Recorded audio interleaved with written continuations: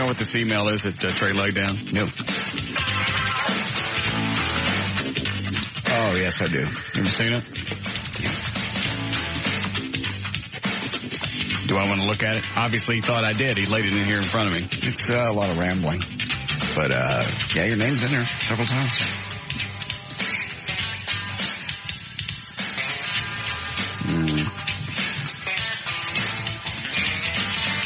Some people just can't let things go. Really? Yeah, some people can. If you're well-adjusted with yourself in life, you can just let things go. Yeah. Let bad things come and go, and then just release it. Move on to the next project.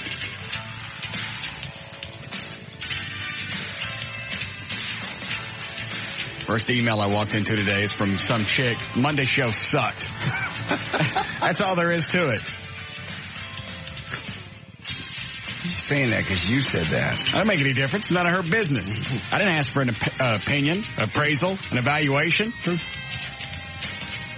Signed, Victoria Young. Oh, no.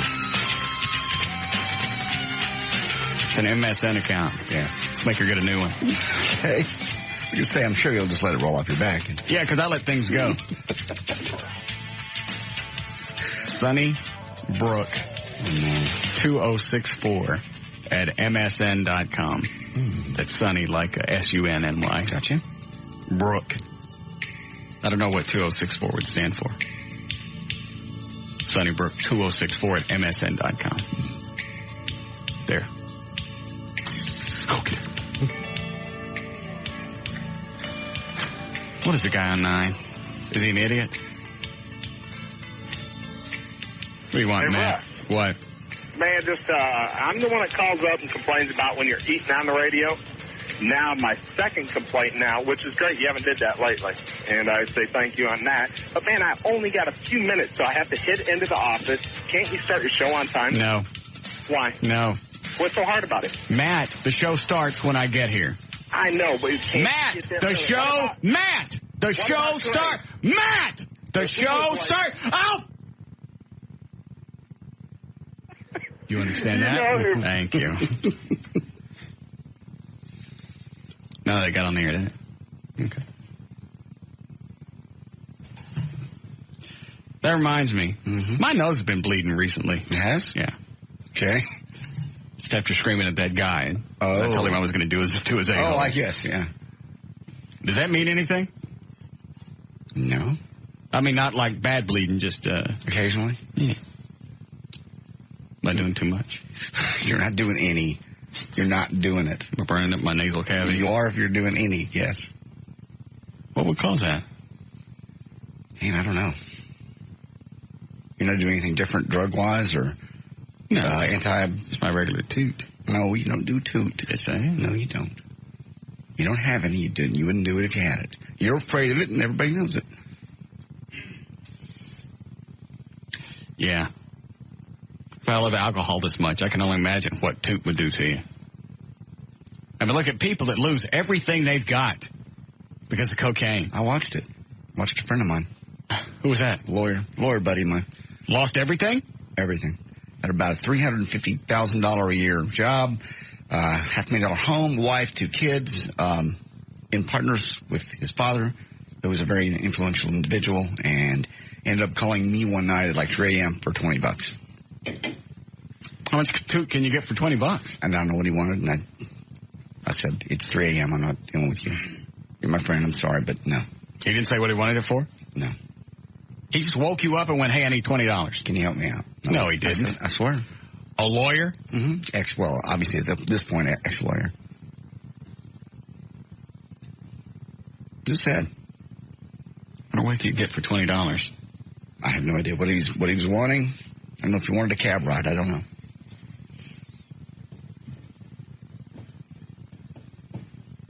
So you think I'm doing too much too?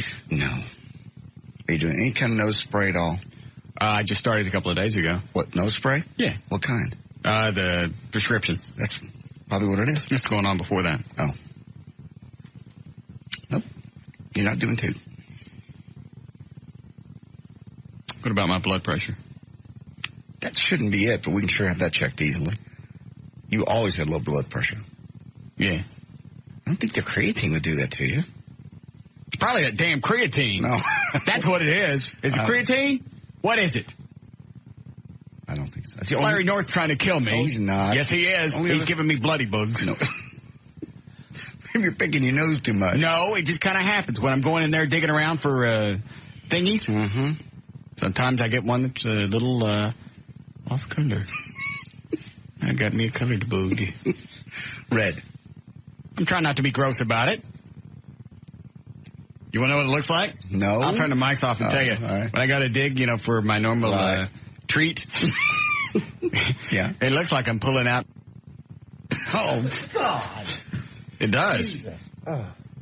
You are nasty. Still got the umbilical cord on. Okay, all right. Stop it. Oh. Oh, because I've seen one of those. Quiet! You're the one that said it. No, I didn't say it on the air. I didn't either. I wonder if it is high blood pressure. Did my blood pressure changed since I started working out? Oh.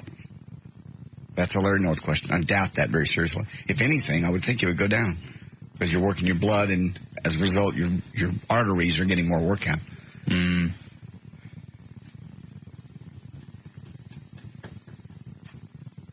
Get Fetner up here to check my blood pressure. It's about time for him to dig in my butt again, isn't it? Good. Oh, that's right. I'm free and clear on the prostate cancer. Mm-hmm. You're good. Yeah. Cancer survivor. You never had it. My PSA went up almost double. A little bit. It was low to begin with. Okay, but it went up. Thank God I didn't lose my hair. You didn't go through chemo. You're a cancer survivor. No, you're not. No. All right, what's a dopey-ass email? Now why did Trey mark out who it came from? I don't know. It's pretty obvious who it came from. Well, it says...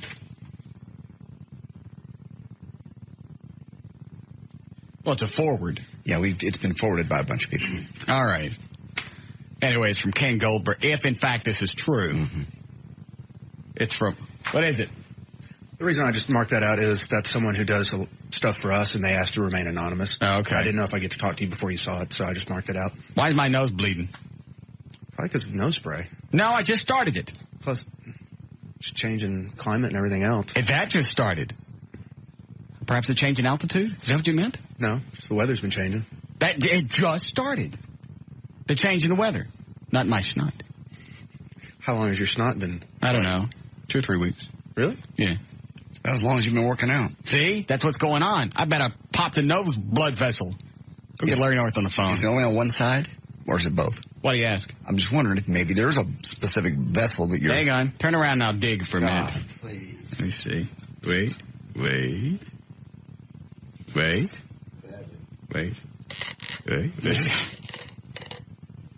Turn around! I am! I'm talking to Trey, sitting there watching me. I'm like 3 knuckles in. What are you doing?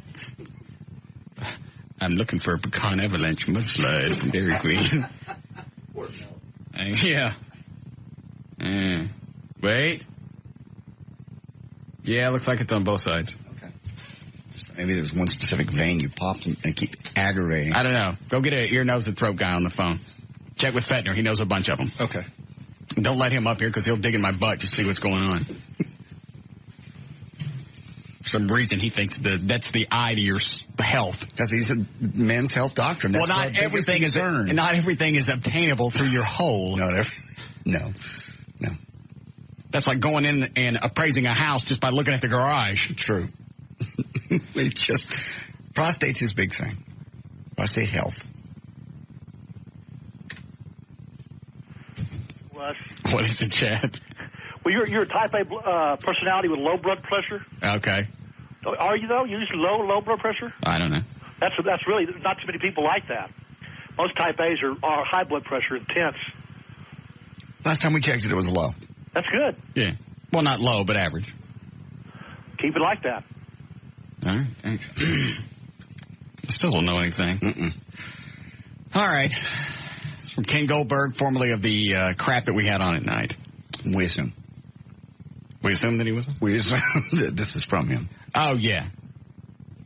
Well, it says from Ken at law-disorder.com. Okay. Law and Order update. 2 mailing list. I have recently returned from sabbatical. Sabbatical from what? From work. He ain't got no job. I know. Probably from when he was fired. And then he took off some time. No, that's not a sabbatical. A sabbatical is when you voluntarily stop. Not when it's forced upon you. When it's forced upon you, that's called unemployment. Okay. If you're busy, and then you stop, hey, you know what? I'm going on sabbatical because I need a rest. Thank you to the many who have kept in touch via email. Some of you have expressed distress that you heard Russ Martin make more disparaging remarks about me on the air since my firing. Oh, so at least he admit he got fired. Mm-hmm. Okay. Let me take a moment to reply. Why are you even listening to this jerk? The truth is that he is not just pretending to be a jerk on the radio. He is really one. Like in real life. Well, first of all, how would he know that? He's never dealt with me in real life. I guess he means in the hall or something. I don't know. Didn't talk to him in the hall. I know. Why are you drawn to the flame like moths to hateful radio? Same guy that said he was going to shoot me if I came down there? He addresses that. Oh, he does? Okay. Russ was flame with radio. Russ started saying uncomplimentary things about me after my first week on the air. Is it the first week? I believe it was. Was it the first week that he screwed up? I think it was the second day, to be honest. No, it wasn't. Yeah, because we commented about how it was a real short tenure. It was It was his second day on the air that he said if we went down there, he was going to shoot us? Second or third. It was that first week. I know. Is it really? Dan O'Malley, how do you know, Dan? Because I heard it. Oh. 2 days. Amazing. I think with a nose like that, he'd have more brains. So saying, I forgot everything's from her. I had inadvertently hurt his ego when I declared if someone entered our studio during the show to pull a prank shooting, it would be disastrous for the prankster. Shimp replied it would be someone from the Russ Martin show. I said, with all due respect, I don't play when it comes to guns and would expect that I would respond based on extensive training I had in deadly force. Did you just laugh? That was Eddie. Eddie said from day one he was a punk. Eddie didn't like you at all, regardless of what he said. He was just an incredible goob. I never saw anybody try so hard to act so tough in my life. I mean, he walked around, his gun was always hanging out to where you could see it. Yeah. Forget the fact that the license that you carry says concealed. Yes. For some reason, he thinks if you're at work, you can walk around with your hog leg hanging out. And I don't mean your weenie. Or his nose. All right. Yeah, Lee Harris had to tell him, dude, cover it up. Nobody wants to see your gun. Mm-mm. And holster that snaz while you're at it, gentlemen.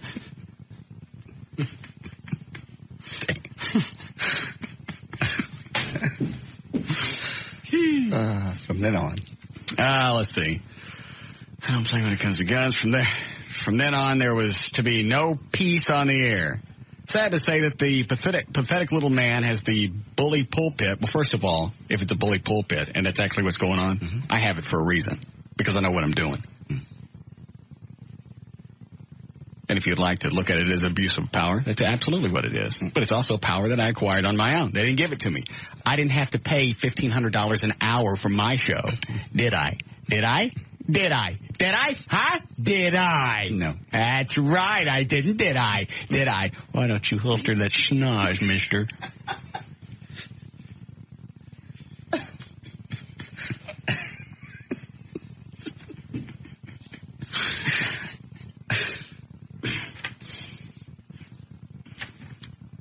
If I ever get past 18, I'm going to be dangerous. Yeah. Sad to say, pathetic little man who has a bully pulpit, and I was told not to respond to his attacks on me. Even an advertiser who confronted the station about denigrating remarks by Russ about me and guns was told to mind his own business by management. First of all, I don't even know if that's true. Oh, here's the one that got him in trouble. I can't believe he wrote about this, because I just thought this was a hush-hush thing around the station. Not anymore. I believe this was the thing, this next paragraph, this was the thing that got him popped. Yes. I had lunch with the station manager one day and indicated my concerns about having Russ tell folks not to listen to our show, and it was not good for the company. Did I ever say that? Don't listen to a show? No. I just said it sucked. Mm-hmm. Never said not to listen. Right. This was also a lunch. I'm not reading from the letter now. This was a lunch that Bob McNeil, our program director, wasn't invited to. Oh. So it was a lunch that Goldberg set up with Siebert. McNeil finds out about it later. Going over your immediate supervisor's head. Right. Yes. It would be like me going straight to Siebert and saying, hey, I want to have lunch, and all right, that's not a good example. No, because you guys do that. Yeah. Like Trey going to, no, there's nobody Trey to talk to. You get the idea. Yes. At lunch with the station manager one day indicated blah, blah, blah, that Russ would not permit our promos to ever run on his show. I don't run anybody's promos. No. Nice try, you idiot. Why don't you holster that snot, mister?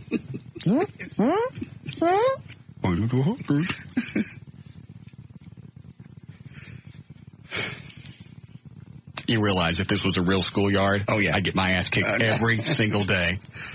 You are the bully. I'd be the one getting, I'd run my mouth and get my ass kicked every day. You'd have to pry me off of the tetherball cord every day. I'd be hanging from it. Wrapped up. Yeah. The rope. Get me down. Got me down. Yeah. That Russ would not permit our promos to ever run on a show was equally incomprehensible to me from a pure business perspective. Kind of like having a clothing department in a store tell you not to shop in the shoe department of the same store. The manager said he didn't know what the situation was and didn't seem to disagree with me. But that was because he had, This is a good one. because he was as two-faced a corporate whore as ever walked the earth.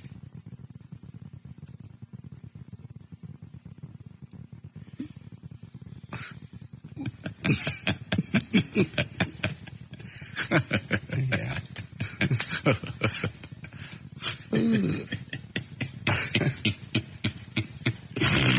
All right.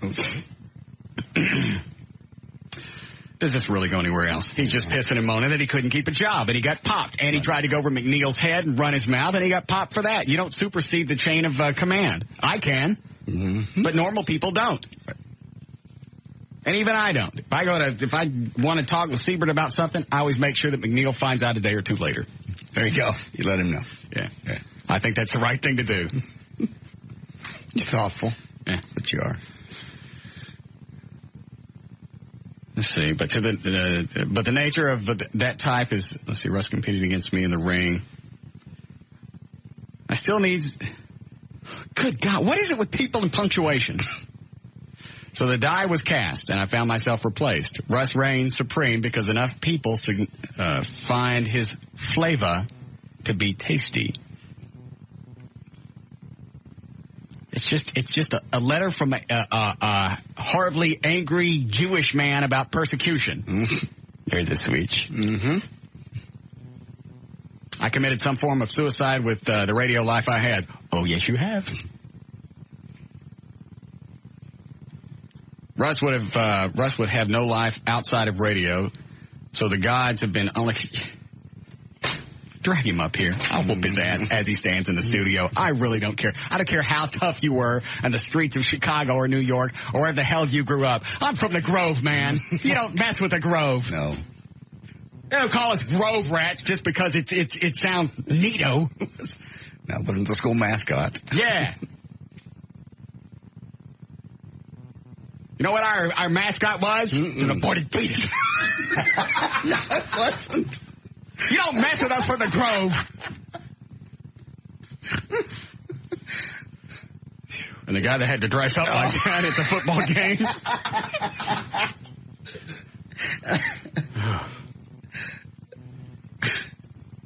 It's just rambling. Russ would have no life outside of radio. First of all, he doesn't know anything about me, so every time that he makes some type of accusation, he looks like a bigger idiot. I don't know anything about him or his show. I just know that it sucked. And I know what he said on the air, and that was it. I'm done with it. Because I can let it go. Mm-hmm. How does this thing end? That is a summary of my firing as was told to me by the powers that be. Oh, and now he wants to have a party with his people on his thing. Yeah. I am working on a demo. If you would be interested in a demo making party on a Saturday afternoon, let me know. In order to participate, you would need a CD player and the willingness to listen to old shows. There is no chance we will air again until the demo is done and sent to station. Thanks again for hanging in with us. It's never going to air again anyway. Not in this market. Yeah. And then you go and call Dave Siebert, the GM for the entire market. You call him let me make sure I get this right. It's not a misquote. You don't want to. Let's see. Big slapped. Because he was as two-faced a corporate whore as ever walked the earth. Dave Siebert. Mm-hmm. Innocent little Dave Siebert. Nice guy. It's like working for Winnie the Pooh. He really is. Sweet guy. Mm-hmm. Just because he brings people in his office from time to time and slings them out the window. You have to. Especially when you're a cyborg.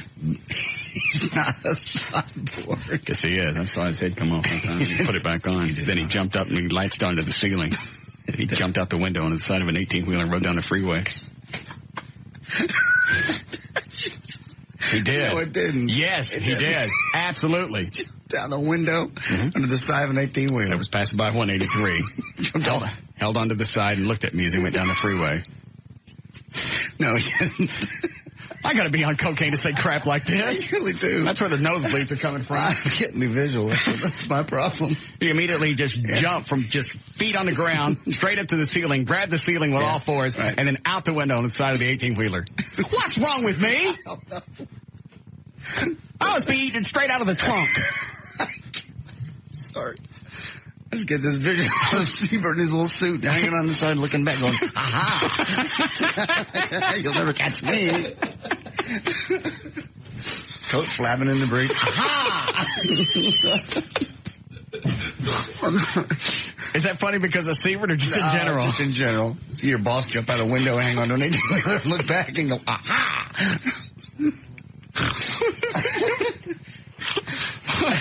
Go ahead, Jody. Hey, Russell. 2 seconds. First of all, sorry about your nose. I'm sure you're fine. Thank you. Number 2, the beginning of that letter, Siebert was saying you weren't a jerk just on air. You're a jerk altogether or whatever. Right. He's full of crap. I've met you 4 times. I've listened to you for 10 years. I've met you by myself. I've met you with my wife. I've met you with my child. No. And you have never, ever been an ass. So he just... All right. Yeah, bleep that out. Sorry. I got it. I appreciate it, though, Russ. I love you. Love your show. That's very kind of you. One. I appreciate it. I'm doing too. All right. I like the way his kid goes, let me out of this. No. My family loves you. No. All right, not my kid. Your listeners telling you when to hit the dump now. Yeah. I'm going to say S word, so dump it. I said it, hurry up, hit the delay. I got to go. Here comes Siebert.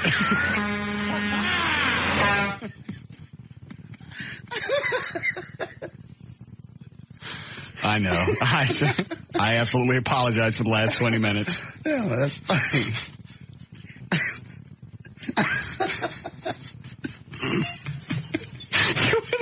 It's not funny. I'm sorry. Can we do news? Oh, all right. Man. I got the visual thing going. I'm sorry. Okay. All right, 3:38. J.D. Ryan's on Live 105. Thank you, Russ.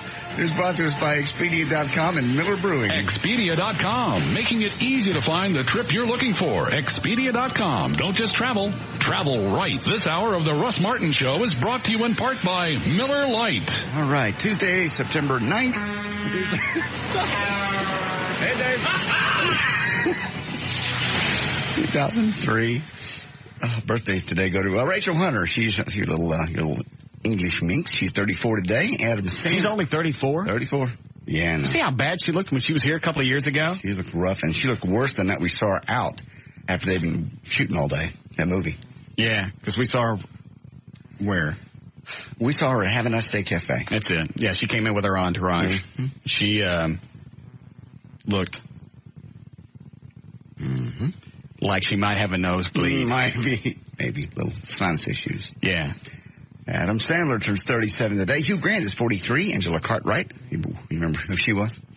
Lost in Space. Mm-hmm. Penny. Played Penny, Penny Robinson. Very good. 51 today. Michael Keaton was Batman. He's 52. Tom Wopat was the Dukes of Hazzard. He's 52. Joe Theismann, 54. Billy Preston's 57. Police say a 25-year-old warehouse employee from New York has been arrested and remains behind bars after shipping himself to Dallas in a wooden cargo crate. Charles McKinley flew in a passenger aircraft from New York to Fort Wayne, Indiana, then traveled to Dallas and decided an 18-wheeler. No, I'm sorry. In a wooden crate on a flight to Dallas-Fort Worth Airport. McKinley was arrested, he was assisted into the shipping crate by his friend, who happened to be a United Parcel Service pilot. The crate was reportedly labeled as computers and monitors. What are you doing? Stop. Go ahead. This is the weird part. Upon delivery, McKinley pried open the crate with a crowbar, shook hands with the surprised delivery guy, and walked away. The delivery guy called the cops. He was arrested on outstanding warrants in Garland and Dallas County. Media has been all over his house trying to talk to neighbors, people, the parents, whatever. They don't want to talk to nobody because their kid's an idiot. Why? I just don't get why he did it. I guess to save the money. It's got to be a lot cheaper to ship a crate than it is for an airline ticket. I guess. Plus, he's wanted for something anyway. Yeah. It's hot checks. Outstanding warrants, yeah. That's what right now, that's what he's locked up for. I don't know what they're going to get him for shipping himself. Don't you feel better now about airline security? Yeah. Seriously. God knows what. It's computers, really. But it's token. We left the sound card on. Do they scan crates or do they just come in? I don't know. Because theoretically you could. Yeah, you could. It seems like everything's already been checked, or you could ship a bomb or something and just have a time thing on it. It seems like they'd have to go through some type of scanning. I don't know. That would be a question for, who's that Cap feller out at DFW? Ken Capps. Ken Capps, thank you. Yeah. I think I'd like to know that before I get on another commercial airliner. Well, I don't know what, out of UPS, do they have dogs that walk around? I don't know how it was shipped. Was it shipped to a regular? Well, unfortunately, a UPS pilot helped him pack himself. I don't know if he sent himself on UPS or not, though. They have their own jets, as well as FedEx. But, Postal Service uses everybody. American, United. You can ship a body. You could ship anything. Yeah, what if you did that, and even if it's a plane with nobody on it, other than, the crew, that's still going to do some damage. Sure. Hold on. Yeah, Stanley? Yeah, what it is I used to ship out basically electronic parts, and they trust the shipper. They basically you have to be a known shipper. You have to fill out a background check through the shipping company, and all they do is they trust the shipping company to verify what they're shipping. He just got a buddy of his to say, oh yeah, it's computers. Well, what if I go to FedEx and I say it's computers? They don't open the box. That's right. They just shoot it. That's right. They don't scan it. They don't sniff it, as far as I know. Dell Computer ships out through United Airlines every day, hundreds of boxes. Guess what? And the scary thing, I work for TSA. I'm one of those guys that checks your bag. What's TSA? They don't sit there and must be the security. They don't sit there and look at anything. Well, they got to look at something, because if there's that big of a gap in security as far as the airlines and shipping goes, we would have had a bigger problem a long time ago. It's been in the paper, Russ. This is what they're saying. We don't check freight. We don't check freight. What about freight? They check freight? Nope. All right. TSA's not going to do that quite yet. They're not there yet. What is TSA? Transportation Security Administration. Okay. So you're telling me something bad's going to have to happen with something shipped as freight before we start checking all of that? Hey, I'm going to pull out your lighters. You can't put a lighter in a bag, but, we won't check anything that you put on freight. But I'm going to pull out every single lighter you have in your bag. Well, I guess they think there's more damage that you could do immediately with your hands as you could opposed to shipping something. Yep. All right, thanks. I ain't getting on plane. It's quite worrisome to think that can actually happen. Maybe this is good. Maybe even though it was a harmless little stunt, maybe it'll draw attention to the fact that we need to pay attention to that. don't know. I just ain't going to get on no plane. Well, I'll walk. that doesn't solve the problem. And someday, somewhere, you're going to want to get on a plane. I know it. Hold on. Go ahead, Ed. Hey, I'm a UPS employee, and what he is saying is correct. Freight is not scanned whatsoever. So what's to keep me from shipping something on a timer? Not a thing. Okay. Thanks. Okay, that's frightening. Well, then maybe you're right. Maybe the fact that is he a colored feller? No, he was a colored feller. Yeah. Maybe that colored feller that shipped himself. Maybe that opens up a can of worms. And if it corrects something and nobody got hurt, that's perfect. Yeah. As opposed to all the changes that we had to go through because we lost 2 buildings, part of the Pentagon, another plane in Pennsylvania. Mm-hmm. So good. They should let him go just on the outside chance that we've corrected something or we're going to beef up security in that angle. Because now that really does concern me. It's embarrassing. I don't care about embarrassing. Screw embarrassing. Stay in age. I don't want something blowing up over my head. Mm-hmm. Or under your feet when you're playing. Yeah. Well, how much freight do passenger airliners carry? Post office does most of their shipping to regular airliners. They do? Yeah. I didn't know that. Yeah, they do have some jets of their own, but a lot of it's truck, a lot of it's... All right, go ahead. How we doing, Eddie? All right, go ahead. And speaking of terrorism, in case you've forgotten, we're still holding 660 men and 3 teenage boys, most of them enemy combatants from the war in Afghanistan nearly 2 years ago. In all that time, the interrogation process has been slow and yielded very few results. But the military officials say they're getting better information every week now, where you're paying off the little prison canaries with Twinkies and Happy Meals. That's what they want. Told you, that's what they do in prison. The folks in Guantanamo Bay, nothing about a big chunk and a beaver hunt, whatever it is. Chunky bar. Didn't you pay off somebody with a chunky bar and a to beaver get my hunt? legs back? Well, that was the war. I'm sorry. Yeah. What do you do in prison? It's Twinkies and Happy Meals? Are they in prison or are they POWs? Well, it's prison. Yeah, they're prisoners. Okay, so that's still war. Yeah. It's a lot different in war. Oh, I'm sorry. I didn't mean any disrespect. That's quite all right. Keep reading. Okay. Punk. The Recording Industry Association of Punk. The Recording Industry Association of America is fighting back against people who say they say illegally downloaded music and share it, and some North Texans are now the target of lawsuits. The music industry's in a slump, and the industry blames it on illegal music swapping over the internet, and now they're taking their fight to court. One Texan, he lives right here, Durwood Pickle. He's 71. I knew he was going to get popped. You don't know Durwood? Yes, I do. He's a retired architect in Richardson. He says he never even knew his teenage grandchildren were downloading music during weekend visits to the house. They must have been doing a lot to get the attention of these people. Yeah, I wonder what you had to do or how much you had to do to get caught.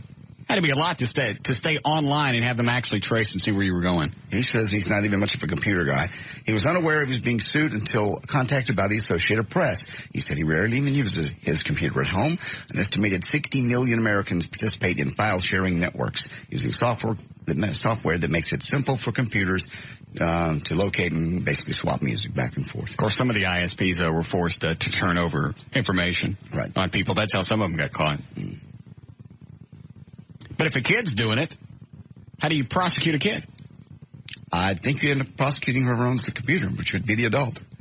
You're responsible for what your kids do at that age. All right, good.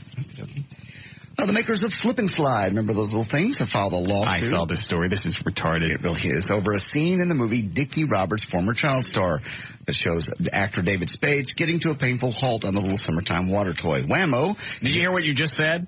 Yeah. It's getting to a painful halt on a summertime water toy. That in itself should keep them clear of any lawsuit. Actually, you're right. Yeah. Because it shows you can't use a slip and slide without water. I can't even believe we're talking about this. You can't use a slip. Do you hear the words? I know. You can't use a slip and slide without water. And it's a lawsuit. Yeah. Whammo is asking a judge to order the film out of theaters as long as it contains that scene. Well, he's going to get his way. Or for, yes, either way. At $7 million their opening week, it's not going to take much longer. Or add a disclaimer saying don't do this at home, basically. In the movie, Spade jumps belly first on the yellow plastic sheet without putting any water on it. Then he coats it with oil and crashes into a fence. Right. Don't do that. He gets hurt both times. Yes. There's your disclaimer. Mm-hmm. Nice. Lawyers spending money and time doing that. Go ahead. In her column in the current issue of Jane magazine, Pamela Anderson admits she was raped as a teenager. She says, quote, "My first experience with sex was non-consensual. The guy ran around in a panic, saying, 'What have I done? What have I done?' Looking back, it was awful. I felt like everybody knew that I had sex. Like I had it tattooed on my forehead." A few years later, Pam was attacked again and locked outside her own house naked. She said, "I started growing breasts, discovering makeup, and had my clothes ripped off by a crazy, abusive guy I was dating who locked me outside my house naked. I've been naked ever since." I'm glad she thinks it's funny. I've been naked ever since. That's what she said. What does that mean? Emotionally naked or naked? Because with her, it's hard to tell. It's naked mostly.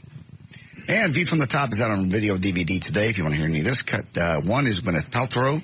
She says her role in View from the Top, where basically she's a young flight attendant from meager beginnings who dreams of becoming a flight attendant and her chance to see the world. This is basically how it's a change of pace for her career. What cut? Because it sucked. Cut one. Gwyneth So I've had a Paltrow. really good time exploring the whole thing and also, you know, removing myself from the usual things that I play, which are more sort of serious and more dramatic, and people whose kind of emotional lives they keep closer to the vest. And, you know, she's much more open and much freer and much more naked about who she is, and it's been really fun for me. Gwyneth's in that. Christina Applegate is also in it. If you want to hear a cut from her, it's cut number 2 on her character in View from the Top. She's one of those people, and you meet them all the time, that think that everyone is watching them at all times. So everything they do is really for show and really to get attention. And when she doesn't get the attention, it breaks my heart. Sometimes I walk away from doing a scene and I want to cry, because she's ignored. It's sort of like the big loser of the story. I never saw that movie, did you? View from the Top? What? Never mind. And cut number 3, View from the Top, in which Gwyneth Paltrow's character and a male flight attendant. Hey, do you still have that tribute you did to Warren Zevon? I'd like to hear that again. It was on that mini disc. I recorded it. I erased it, Why? Because you gave me such crap about it. It sucked. It was dandy. I was in a hurry to put it together. I didn't do it correctly. What am I playing now? A scene out of the movie, A View from the Top. Cut 3. Welcome to Cleveland Hopkins International Airport. Please remain seated until the aircraft has come to a complete stop and the captain has turned off the fasten seatbelt sign. We know you have a choice when you travel, and we thank you for choosing Loyalty Express. I don't know if I mentioned it, but I'm really glad I'm working with you. And in Cleveland, don't you love it? Terminal Tower, Lake Erie. It's just like Paris, except everybody speaks English and they're all 30 pounds overweight. We are going to look so thin. Why can't you get audio from something good, like the Bob Newhart show or something like that? I can. Why you keep giving me this crap? These are just movies that Why don't you just give me clips from Bob Newhart? I like Bob Newhart. Okay, I'll get you some. Malibu's Most Wanted out on DVD. These are just the movies that are going to be in the Blockbuster over the weekend. View from the Top, also Confessions of a Dangerous Mind. We'll just leave it at that. Good. There's news and information. I'm J.D. Ryan, Live 105.3, The Talk That Rocks, Texas. We'll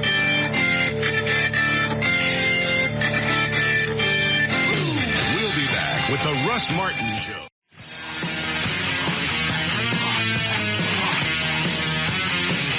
Here are the rules for calling the Russ Martin Show. Do not call and ask for phone numbers or websites. Do not call with a joke you saw in a movie, on TV, on a bumper sticker, on the internet, or you heard in the 8th grade.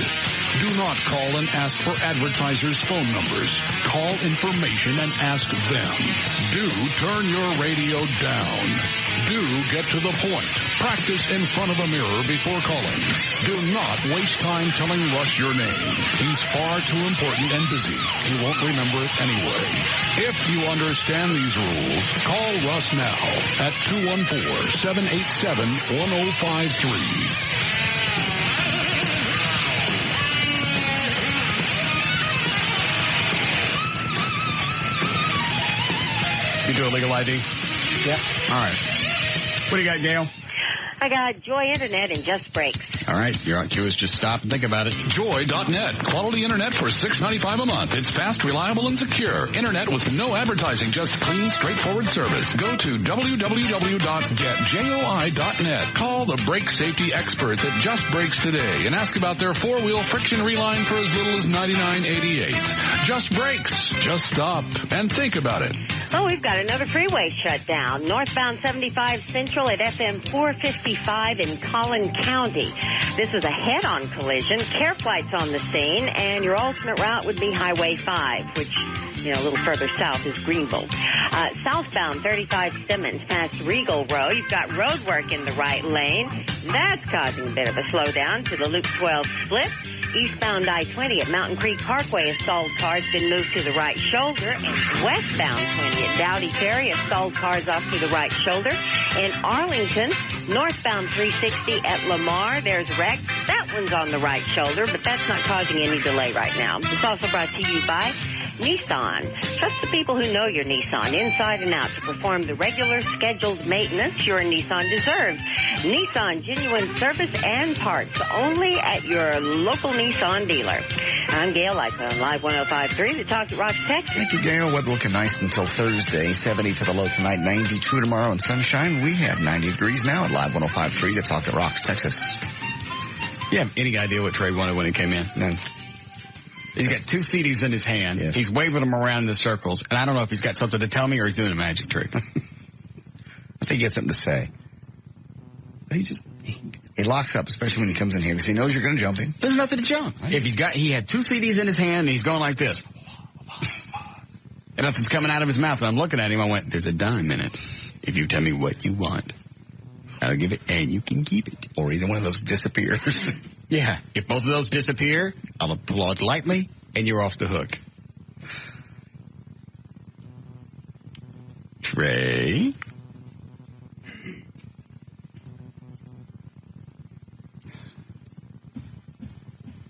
Yes. What's the matter with you? Nothing. What are these CDs in here? One is Sir Mix-a-Lot's new CD, or a couple tracks off of it. Another one is a homemade rap CD that a new guy made for you about the Batmobile, the business end of Russ's hammer. Thanks. You're doing a fine job. Well, which one's which? All right, he actually, but... Oh, is that Mix on the phone? Oh, that's why he brought it in. Sir Mix-a-Lot. What is up, man? Where the hell have you been? Man, I've been all over the United States. You ain't been hurrah. Been making money and noise. What's up with the Batmobile? Did you crash it? No. Well, actually, I hit, sorta. But I have 2 of them now. Okay. You got 2 of them now? Yeah. Mm-hmm. Dude, you got a bat fetish. Yeah, I know. You get too much, you know how it is. You get too much money, you lose your mind, you start spending on a bunch of stuff, either cars or jewelry or whatever. Mm-hmm. I would know nothing about that. Bitch, please. So you were supposed to come down here back in March for a spring break, and then one of the clubs here locally in Dallas, and they said you just vanished. Yeah, they said I vanished. They didn't send a deposit. That's what happened. So we ended up doing Amarillo. Oh, really? Yeah. I didn't know that. Yeah, we ended up doing Amarillo. What's been going on with you, man? See, you're trying to change the subject. Obviously, there's something else going on. Well, I was trying to see what's going on with you down there in Big D. Nothing. We got concerned. All of a sudden, we were looking forward to you coming in town. We got a limo set up, ready to go, and then they said he ain't coming. Oh, that ain't what happened. Hey, even your press agent didn't know where you was. Yeah, that ain't what happened. I can't say what it is. That's BS. All right. You guys had a bunch of girls with suds you was gonna hook me up with, man. Everything was ready to go. We had suds. We had bail money. Everything was ready to pop. Actually, I came into Dallas. Don't even. I came into Dallas on a weekday, right? It was like a Wednesday, and I went to this club called Cabaret Royale. That's pretty close. Woo! Let me tell you, boy, man. How long were you in town? One night. What were you doing, her? Chasing hoes and slamming Cadillac doors. Well, you don't just come to Dallas for that. No, I can't. We were stopping there on the way to Louisiana. Oh, okay. Couldn't call a brother. Just come on through, scoot, look at the cans, and then keep going. Well, man, you're never there though. I'm always here. You got you, man. They got to go through a net of people. Mix, you got don't give me this thing about a net of people. You know how it is getting a hold of you. You don't even clear out your voicemail. I had to call the man next to the man next to the man next to the woman that dates the man. Nice try. Let me listen to some of this stuff. I don't know how we got these. How come we only got 2 cuts? Well, because you guys don't have the album. I called Best Buy right after I got off the phone with Trey. He told me that Best Buy didn't have a record, so I called Best Buy, and they said that their orders haven't been shipped for the day. Oh, okay. To have it by 6 o'clock, so. Yeah, the new releases, don't they come out later in the day? Yes. Okay. And it's always on a Tuesday, isn't it? For some odd reason, yeah. Why is that? Do you know? It is weird. I have no idea. Let me listen to some of this. Is this clean? What we have, is it clean? Wait a minute. The Big Johnson song? Big Johnson is clean, but you got to cut it before it ends. Okay, well, I ain't going to play the whole thing. Yeah. It's pretty interesting. Is any of this on SirMix-a-Lot.info? Yeah, so Mixalot.info, you got all the nude stuff. We're about to put a whole show where almost every chick in the crowd was nude, man. Okay. Is there? Why do I attract sluts? I don't know, it's something about show business. I'm having the same problem. Have you ever been married? No, I've never been married, no kids, nothing. Any long-term relationship? I've had a few long-term relationships. That's how I lost them. I used to date a girl in Dallas. Who was that? This young girl, sexy chick named Keena. She's married now, though. Really? Where'd she stay? Yeah, she's smart. She was too smart to stay with my dumb ass. No, I bet she's probably kicking. How long has she been married? I think about 2 years or something like that. You know, she's probably kicking her ass. Mm-hmm. Yeah, I think she got a baby now, so she's off the market. See, I don't know how you separate the two unless. See, you don't even know when. What's that? When you hook up with a woman now, you don't know if she really likes you, wants to hang out with you, or it's the money and the fact you sure mix a lot and you got all the jewelry and the cars and all the other stuff. You know what, Russ? I could care less. Well, use me, because you ain't that average groupie. I don't care. Just use me. But sooner or later, you're going to want to have a regular woman in your life. I've had regular women in my life. It's just that I'm irregular. How old are you now? 18. All right. See, I'm 43, and I'm starting to get the itch to, get a regular woman. Really? See, I'm 40. I just turned 40 August the 12th. See, we were talking about you on your birthday. We called and couldn't get a hold of your ass. Where was I at? I think I was in California. All right, fine. I was down in Cali at Magic Mountain. What are you doing there? Getting on rides, man, with this sexy chick. Okay. And you got no urge to get in a regular relationship. I'm kind of in a regular relationship now, but I'm still messed up, man. If you keep me away from other poontang, I'm all right. See? Yeah, I know. I hear you. Give me around other women, and I can't help it, man. I'm just like you. That's why I don't think that. That's why I want a regular woman that'll let me go out and pop of the poon. That ain't gonna happen. I'll take care of her. It ain't gonna happen. Why? Because women don't want that. Women don't. It will. What, a woman that's gonna let him go out and have sex on the side? Yes. No. I'm a catch. I'd let me have sex on the side to keep me. Women like honesty. See? He's right. So, honey, I'm going out tonight to have sex with another woman. No, you don't rub their face. That's just rude. What's the matter with you? Be real with them. You got to keep it real. Well, keeping it real is being honest. Shut up. Ooh, y'all been telling some lies about your penal region. What's the name of this song? I like big cranks. What is this? It's called Big Johnson. All right, let me see how this goes. Hold on a moment. That's what I heard from your girl, boy. We like a great big Johnson. We like a great big Johnson. We like a great big Johnson. We like a great big Johnson. Big mama, please don't give me drama about my love. Holla, if you ain't pleased, then tell me what I need. If you lie, I'll play the naive guy. Tell me 10 strong. You got a closer look. I know I ain't 10 long, but that's okay. You call me Big Daddy any. See, this is what I like about Mix, is I can understand, even as a white feller, I can understand what he's saying, but he's still appealing to the black audience. Yeah, I like it. I ain't got nothing to hide. I'm talking about the Johnsons or lack thereof. I know, but I can understand you when you're rapping. I don't have to slow it down or stop and go, okay, what the hell was that? I can't even understand Eminem, and he's a white fella. Well, you know what it is, man? It's something in the rap community. I don't know where that rule is. I got to read that rule that says you have to not be able to articulate to be considered credible. Yeah. Well, you're right, because you have these white guys that want to rap, and they feel like they got to take on that urban sound, and now they sound like a bunch of idiots. Like this, you know what I'm saying? You know what I'm saying? You know what I'm saying? We try to, you know what I'm saying, get out there and bump these hogs, you know what I'm saying? Yeah. You know what I mean? Well, you make me feel good about my medium wood. She got her eyes closed, rocking me well, trying hard to get it a nut. Why she calling me Denzel? But oh well, get it, Halle Berry, get it, Halle Berry, get it. You can play the games in a fantasy thing, and only 5% of men got 9 and up, but 85% say they can't fit a cup. Now what up? Somebody gotta be lying, cause I am claiming about 12 on the hit me scale, but the truth is the 6 to 8 range. You hang just like the average Joe playing fool. Bring black, bring white, bring length tonight. If not, bye-bye. We like a great big Johnson. We like a great big Johnson. We like a great big Johnson. We like a great big Johnson. Okay.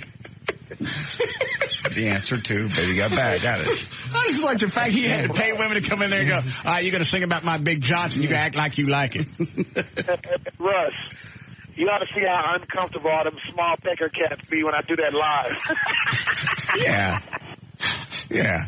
I'm offended. You've reduced a man to a body part. I've thought about it. What else is on here? Let's see. Big Johnson. What's this other one? Y'all don't know? Y'all don't know. You don't want to play that. Is that one not safe? No, it's safe, but it's not. That I don't know who told you to. Nah. What's wrong with it?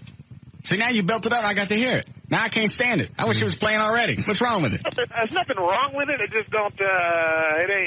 It's kind of serious. Well, what's it about?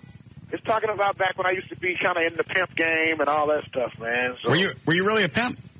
I was in the pimp game. I wasn't pimping, but I used to transport product. Really? I used to move the chicks up and down to Canada. When was this? Take them across the border, drop them off at the Hilton, that kind of thing. Yeah, like a night shift. But I actually worked for a chick when I did it. How long ago was this? This was like 82, 83. And how did you go from that to rap? Well, I took the money from that, and I had a choice: either go to college and be a dweeb, or I could go ahead and take the money and start doing some music. So I started doing music. Mm-hmm. That's what I did. That's how I had a big old Cadillac on my first video. Everybody's like, how'd you have a Cadillac on your first video? Company car. Yes. Caddies were mandatory back then. Nowadays, caddies are corny unless you got an Escalade. Yeah. How many cars do you have now? I got 4. What are they? I got an Escalade, a Lexus, a Porsche, and an old Suburban. What do you need so many cars for? Oh, you did not just ask that question. Shut up. Now, Russ, you can tell him this. A Porsche woman is different than an Escalade woman. They're two different women. And I want both. I don't know what the difference is. You don't know what the difference is? No. I've never dated chicks that really said much about the cars. Well, that's because you got a Batmobile. I ain't always had a Batmobile. So I picked up a chick one time in a flatbed truck. Why? I didn't have anything else to drive, and my dad loaned it to me, and it was one of his tile trucks. It's a flatbed truck. It had beer. I didn't have beer cans, but it had Coke cans rumbling off of it every time I made a corner. Did you say anything about it? No. That's all I had to pick her up. You want to go out with me? You go out with me with this. You don't like it? Tough. I can go to Sonic by myself. Your props. So what kind of chick do you get with a Porsche? Oh, you get the kind of upscale chicks. Like the fine ones you see, like trying to do weather on the news and stuff. Yeah. Get them. Still there? We dropped the call. All right, I want to hear this other cut now, do you? Play it.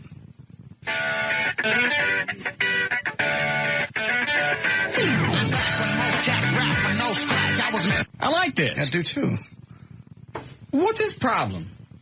You crazy ninny?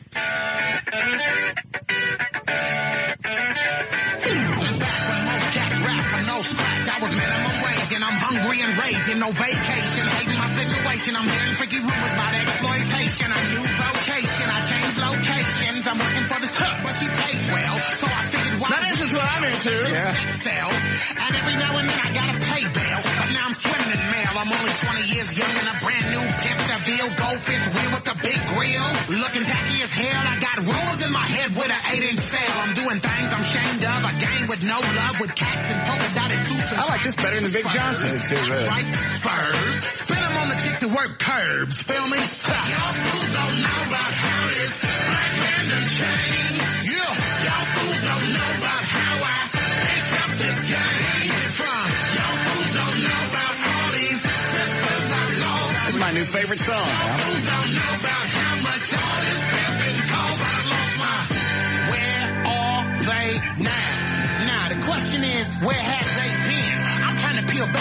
chest-plated punks. Sift through the junk and ashes, expose these plastic asses. I'm 24 with a shriveling cash flow. The story's the same, but this cat got game. When I dance at LeBaire for my birthday, I may use this. That's good. I like this one. Did he call back?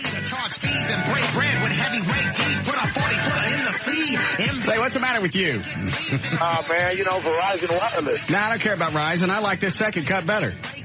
Well, see, that's why I never pick my own singles. That's why I don't, because I don't know what the hell I'm talking about. I like this one a lot. Yeah. I didn't think you guys would like that. I thought you guys would be like, typical black guy.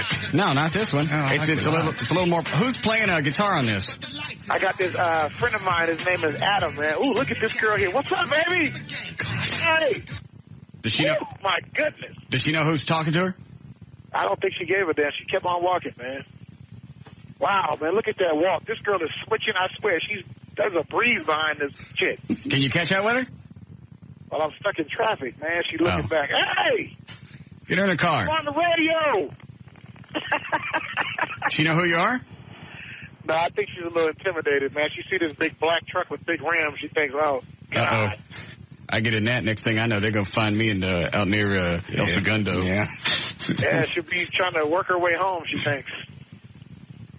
Hang on, I ain't done listening. So I'm not done listening to this. Hang on. Girl that I love and disrespect, helping me out with little spot out checks, and I'm a wreck. Check it. Y'all fools don't know about how this black man done changed. See, look, I can dance to this. Yeah, Watch. see. No, not that. Yeah. I can see it. Makes me glad you're not here to see this.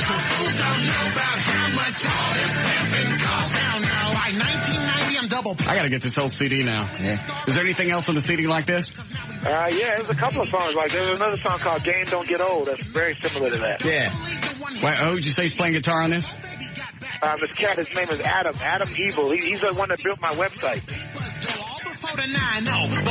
Did you ever get SirMix-a-Lot.com? Man, that bastard. Boy, you know what? He's down in New Mexico. I think I'm going to do a show in Albuquerque. I'm going to go whoop his ass. Dude, we can get the website. All you got to do is just tell my web guy to go get him, and we'll get it. You can can have it. I'll tell you what. I know who he is. I can send your web guy all the info. Kick his ass. I'm telling you, it'll take us about 3 weeks, and you get your website. Yeah, he sent me an email talking about it's just a fan site he did for his son. Get out of here, dude. No. SirMix-a-Lot.com, you can get that. It's not that big of a deal. But SirMix-a-Lot.info is pretty cool. Well, I still like it, but you should have them all. Yeah, have them both. Yeah, they ought to let you do .anything. That's all right. We'll get it. .ho, .temp, that'd be cool. Trey's got your phone number, right? Yeah. All right, we got to take a break here. I'll get him to get all the information, and we'll get your website. All right on, man. All right, are you done with Texas? Are you down here anytime soon? What are you doing? Man, I'm going to Oklahoma, but that's as close as I'm getting. When is that? That is on the 18th. This month? This month. I'm going to Weatherford, Oklahoma. Right outside of Oklahoma City. We're going to do some nice, nasty things out there. Was that a Saturday? I don't know what it is. What day is that? I'm an entertainer, man. We don't pay attention to days of the week. All right. What's the date again? Days work. September 18th, and we got one on the 20th in Nebraska. That was sold out. That's like 12,000 people, man.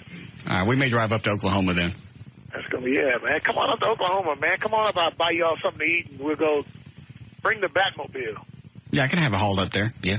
That thing still run? Yeah, they both run. You happy with them? Yeah. You sure? Yeah, they're both 460s. Wow, man. I can't believe you're happy with that thing. Why would I not be happy with it? Because it's a Batmobile, man. What's he talking about? I don't know. Why would he not be happy with the Batmobile? Get you a girl to get you a car that gets high GPMs. Is that some kind of black disease? Oh, it's like girls per mile. Dog. Oh, the chicks dig the Batmobile. It's all right. Yeah, they look at it, but are they looking at it the same way like they look at a polka dotted suit? Like, that's so cute. God. Yeah. You just got slammed by the I didn't think about it that way. Yeah. All right. I'm lost, man. I'm supposed to go on a sports radio station, and I'm lost. It's all right. All right. We'll get all your info from you, and we'll get that website. Actually, Trey just said he sent Mix an email with Chris's information. So he just emailed him. Okay. You got all the information coming in your email? All right, I'll check my email tonight about 8 o'clock, man. All right, we'll call you later. All right, thanks a lot, dude. All right, we'll see you soon. Adios. Bye. Bye. That's Sir Mix-a-Lot. I'm going to listen to the beginning of this again.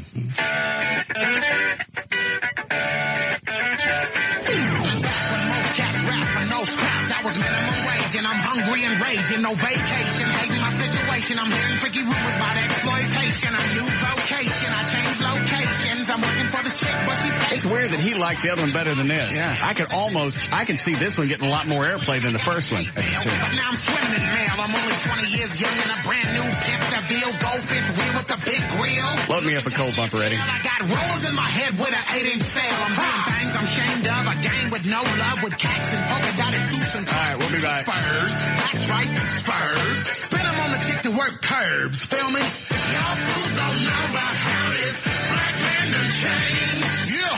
Y'all fools don't know about how I picked up this game. Y'all fools don't know about how. We'll be back with the Russ Martin Show. I got my daddy riding a big body, mom in a small bro. I'm fighting in my interviews. I even had a female crew. So what's next? Internal revenue. Y'all fools don't know about how this black man done changed. Yeah. Y'all fools don't know about how I picked up this game. Where'd I get it from? Y'all fools don't know. We're back to the Russ Martin Show on Live 105.3. The talk that rocks Texas. Y'all fools don't know.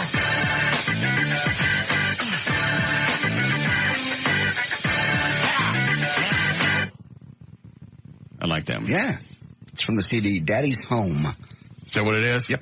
I know the name of it. All right. Let's see here. We do news last. About an hour? About an hour. Yeah. I wonder what he makes now. No concept. I mean, his big album was the one with the Baby Got Back. Yeah. I don't know how much he kept from that. Invested. Well, he seems to be a pretty good entrepreneur because he took all his pimp money and rolled it back into his music career. Yeah. Driving Escalade and a Lexus. Porsche. He said Porsche and something else. He said an old Suburban. No, I had the flatbed. Yeah, he had the flatbed. Suburban. But he's touring a lot. Yeah, that's the one he's got going. Money coming in. I don't know what you make for a tour or for a night with him. Well, he's got the new album. I don't know how much money you get off that. I don't have a clue. I don't either. Wonder what we could, what it cost to get him down here for the night at La Bear. He's going to want to come into a bar with guys dance like that? Well, we don't tell him what it is. It's La Bear. Bear. Topless. Oh, that's the topless bar. Topless bar, I understand. Doing it for charity. He'll kill you. No, he won't. He walks in and sees that well, actually, you're right. It's all full of... It's gonna be chock full of hot, I don't know if they'll be hot, but horny women. Mm-hmm. Well, if they also they know he's gonna be there, my God. Yeah. You get a lot of the sisters, too. Find out. Trey. Yes. Call Mick, see what he charged to fly down here one night in October. You don't fly, remember? Oh, Jet Black. Well, he's going to be in never mind, weather for Oklahoma, but then he goes to Nebraska. On the 20th. Does it show where he is in October? Nope. Just shows those 2 dates. Kind of pussy don't fly. You. Oh. We'll call him and see where he's going to be in October. 10-4. The hell do you get around this country all the time and not fly? Tour buses. That's how most artists get around anyway. That's what they got to have all their stuff with them. They can't travel with all their clothes. And they get to sleep on the way. I suppose. All right, you ready to go with news? You like to. Okay. All right, 4:35, J.D. Ryan's on Live 105. Thank you, Russ. Brought to us by Miller Brewing.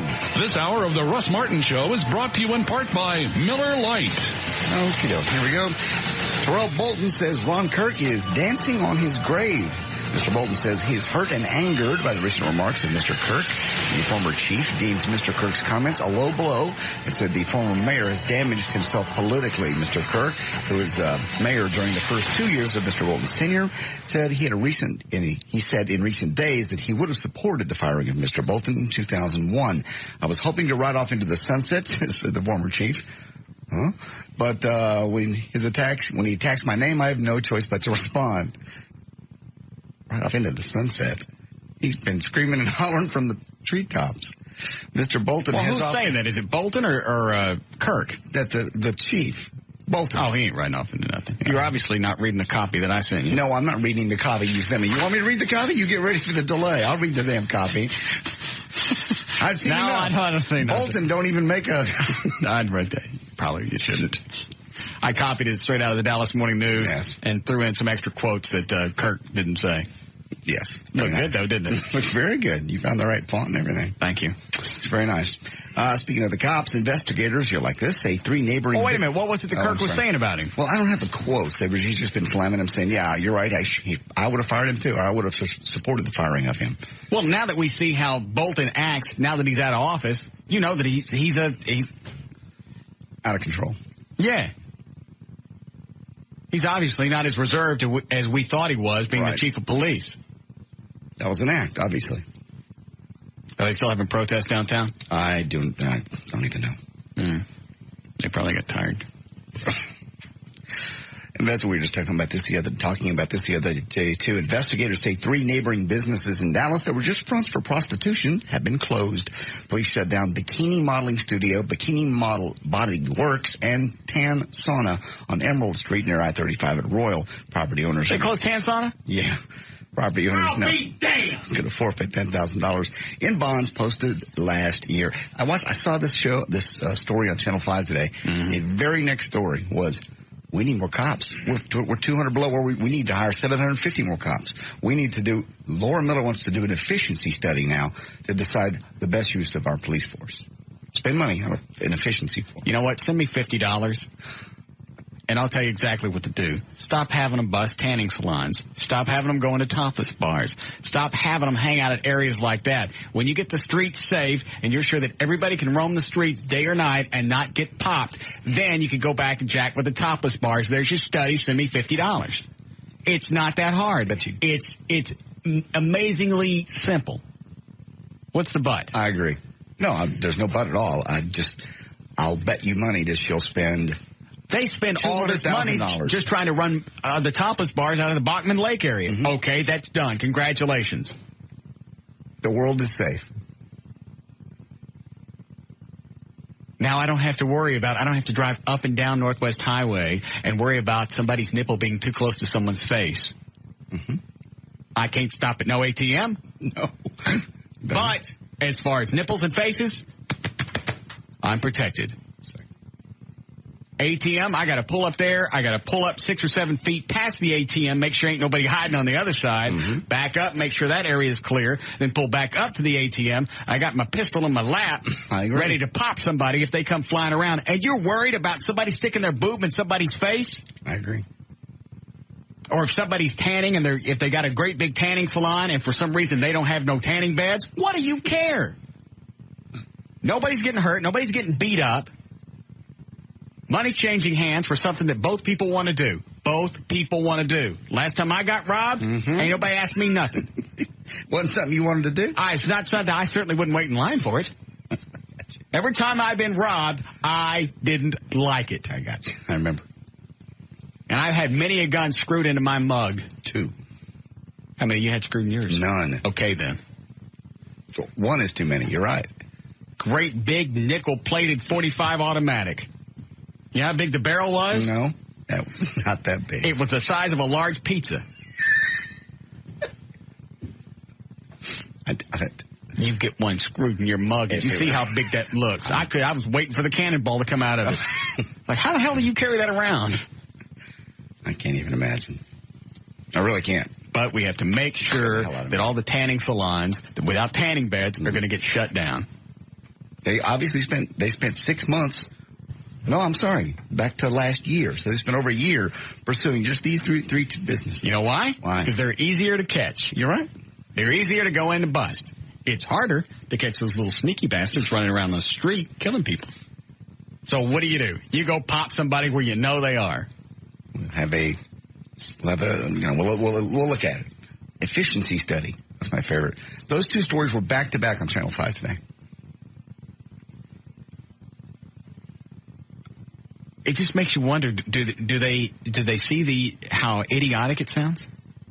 Apparently not. Or are you so close to everything that's going on that you really don't have time to stop and step back from it and go, okay, with all the other things going on in the city of Dallas, let me table all that. Because you got a lot of things going on. Let me just table all that stuff, and let's look at this one thing right here. We ain't got enough cops. Okay, right now we don't have enough cops. Since we don't have enough, where should we focus them?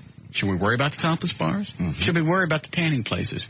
Should we worry about the adult stores that maybe sell something that looks like a wee-wee, but it ain't? Well, you got to go in and take those, or you got to take some of the videos. Should we do that, or should we focus on the streets until we get enough cops? And then if we get enough cops and we feel comfortable about that, then you go after the tanning salons that ain't got no tanning beds. I realize. I don't care what goes on in tanning salons. No one's getting hurt in there as far as I know. No. Friendly little Asian women? Well, that's one of... What? Where did that come from? Some of the tanning salons. Oh, they are? Friendly little Asian women. I didn't know that. Some of them are? Mm-hmm. Some of them. Okay. But, maybe this is my track of thought. Doesn't matter. Where were you going? And if you don't get your chomping teeth fixed, I don't want you coming in tomorrow. Okay. You promised me you were going to get those fixed. I will. No, you won't. I will. Trey, put the dentist number on my desk, please. You were supposed to call him weeks ago. Yeah, I'm working on other stuff. What were you going to say about the Chinese women in the tanning salon? I just can't remember. Then pick up your next story and move on. Okay. You're not even ready. I'm ready. Nervous about your husband's business trips? Perhaps you should invest in a male chastity belt. According to the makers of The Curve, a male chastity belt is not just for use by dominatrix. In fact, they make the claim that having that a male chastity belt will improve your sex life. It'll stop your man from even touching himself, and his desires will build up, and his focus will be on you. You can go to the website, thecurve2000.com, for the whole line of male chastity belts. Thecurve2000.com. Keep going, I'm dancing. A video chain, yes you are. A video chain in England took a poll of customers to find out what they thought the scariest movie of all time was. Hold on a second. What do you want? Lee Abrams just called, left a message for you to call him ASAP. Okay, fine, I'll call him later. Was this important enough to interrupt JD's news? It seemed to be. He said it was urgent. Shush. Okay. Maybe we should get a light outside that says we're on the air. We have 2. 3 if you count the rotating red one.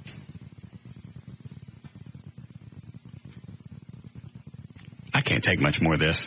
What? McNeil walks in, got some kind of funny bit he wants to do. Mm-hmm. Trey's got no clue what's going on. I don't know this Lee Abrams guy. Yes, you do. No, I don't. Yes, you do. No, I don't. Turn the mics off. I ain't got to turn nothing off. Okay. I won't know who he is with the mics off. Okay. Watch. Ask me with the mics off. No. Yes, you do. I do not. Finish your news. Okay. Video Chain has taken a poll of customers to find out what they thought the scariest movie of all time is. As for the scariest character, they've picked Freddy Krueger from Nightmare on Elm Street. As for the scariest line, it's Jack Nicholson saying, "Here's Johnny" from The Shining. And the movies are, do you want to guess any of them or do you care? We lost Eddie. I'm just laughing at Eddie. He's gone. I'm not really sure what caught him either. Is it something we did? Excuse me a second. Let me see if I can converse with it. Sure. Was it something that happened soon?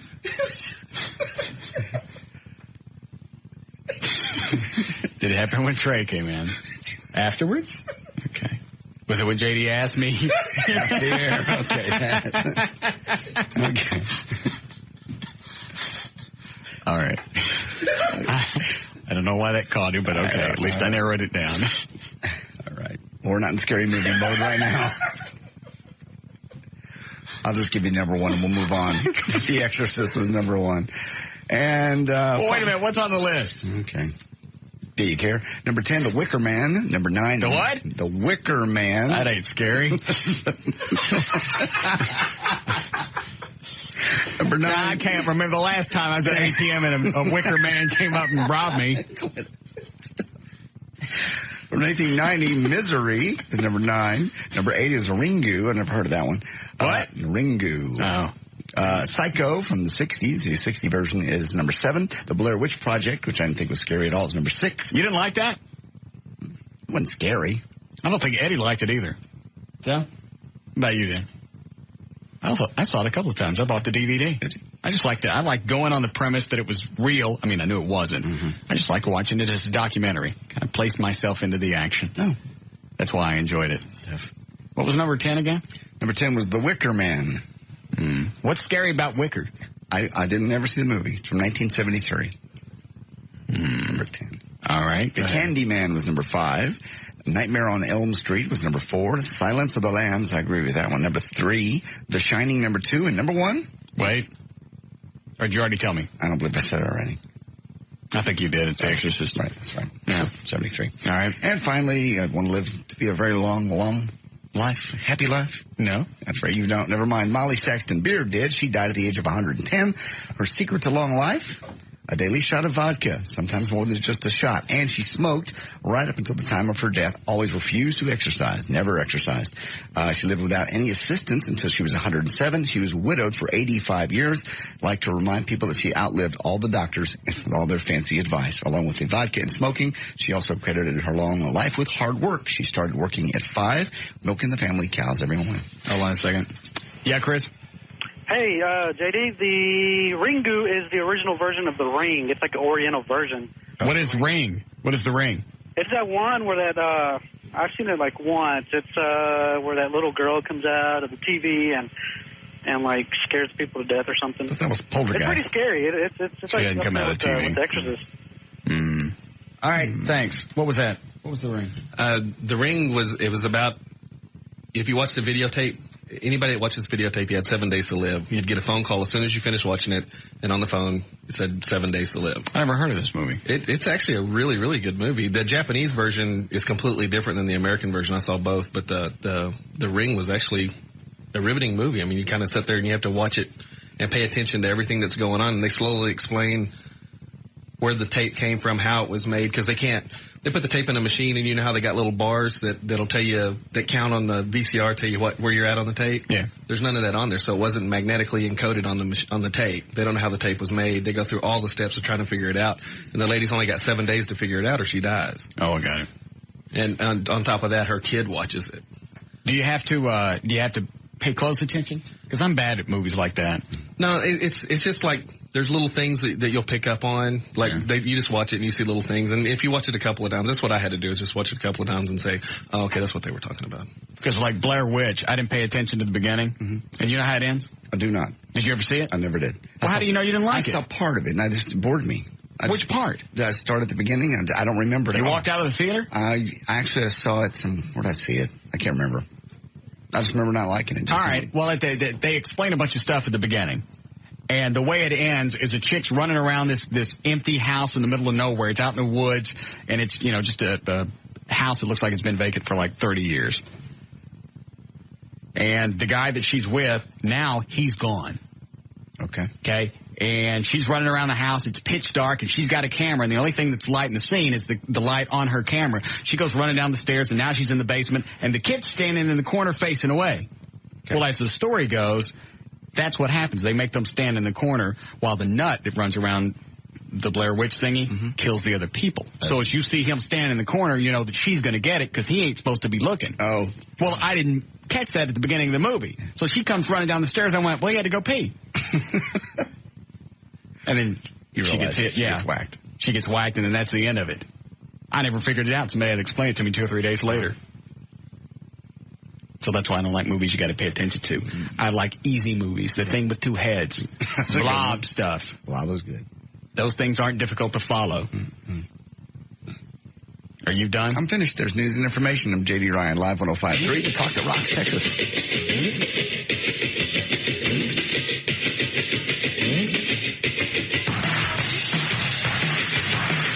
We'll be back with The Russ Martin Show.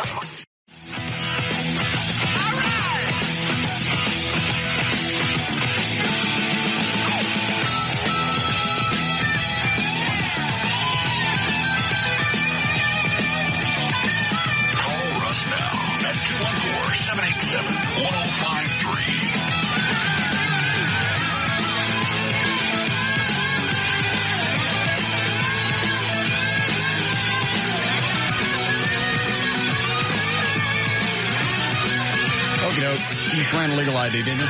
Okay. Hi, Gail. Hi. What do you got? Eastwood Insurance. All right, your IQ is .com. Need affordable car insurance? Call Eastwood Insurance, 1-800-468-LESS, or log on to eastwoodinsurance.com. On northbound Dallas Tollway, Keller Springs, there's a wreck in the left lane and a great old big fuel spill to go with it. On northbound 35 at Royal, there's a stalled car that's off to the right shoulder now, though. In Collin County, they cleared up the wreck and opened up the freeway on northbound Central at FM 455. On northbound 75 at Arapahoe and Richardson, there's a wreck on the shoulder. In Carrollton, you've got one on eastbound George Bush Turnpike at Kelly Boulevard. And in Haltom City, eastbound North Loop 820 at 377, there's a crash. And it's also brought to you by Bank One. Stop by Bank One and get maximum strength checking. Now, maximum strength checking comes with free online bill pay on qualifying accounts. Stop by Bank One today. I'm Gail Lightfoot on Live 105.3, the Talk Rocks, Texas. Scale 70 for the low tonight, 92 and sunny tomorrow. Maybe some rain coming in by Thursday. 90 degrees now at Live 105.3, the Talk that Rocks, Texas. Okay. What was that other CD that Trey brought in? He brought in two. One was Sir Mix-a-Lot. I'm not talking to you. Why are you mad at me for? I don't know. You've been stupid the last couple of days. Thanks. I don't know what it is. It'll go away. It always comes and goes. You'll be fine. I feel like Everett. Why? Because it comes and goes with him. It's a wave. It's a dangerous situation. It is. Everett will have a really good line. Mm-hmm. He'll have seems like it comes in 2 days. A Wednesday and a Friday, he's right on it. And then just something happens and he just turns back into something that's not congealed quite yet. You're okay, we all go through these. I'm having an off day and I think you kind of vibe off me. I do. Why are you having an off day? I don't know. Just are. Plus I got these weird nosebleeds and if I ain't doing coke, what's the purpose of having nosebleeds if you ain't doing coke? I don't know what your problem is. If you're not taking any medicine and it started before your nose spray, then I don't have a clue. I don't either. It seems like that would be indicative of high blood pressure. And I don't have that. It could be. Okay. All right. This guy just dropped off this rap CD? Yes. All right. Guess we're Rap Central now.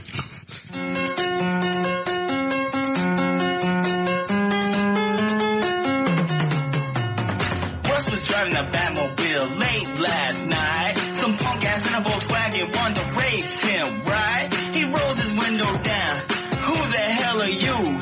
Russ, my man, who else you know got a Batmobile, fool? So he's like, whatever, starts getting on the gas. What an effing moron, Russ is gonna beat his ass. He calls the next day while Russ is doing a show. Now he said... That guy never came up, did he? No, of course not.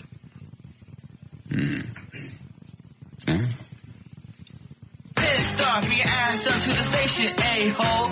If he makes it to John Carpenter, then he may end up dead. Cause Russ gonna put his hammer in this guy's head.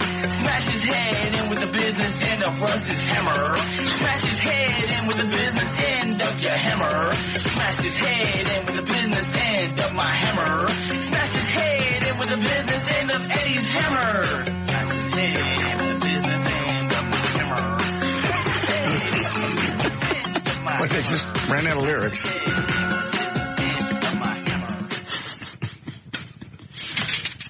That could have been a lot worse. Not much. Go ahead, Brandon. Hey, man, you said that all men cheat? Yes. Well, you say also you've had some successful long-term relationships. No, I never said they were successful. If they were successful, I'd still be in them. Okay. Well, you had some long-term relationships. Yes. So, did you cheat or were you faithful during them?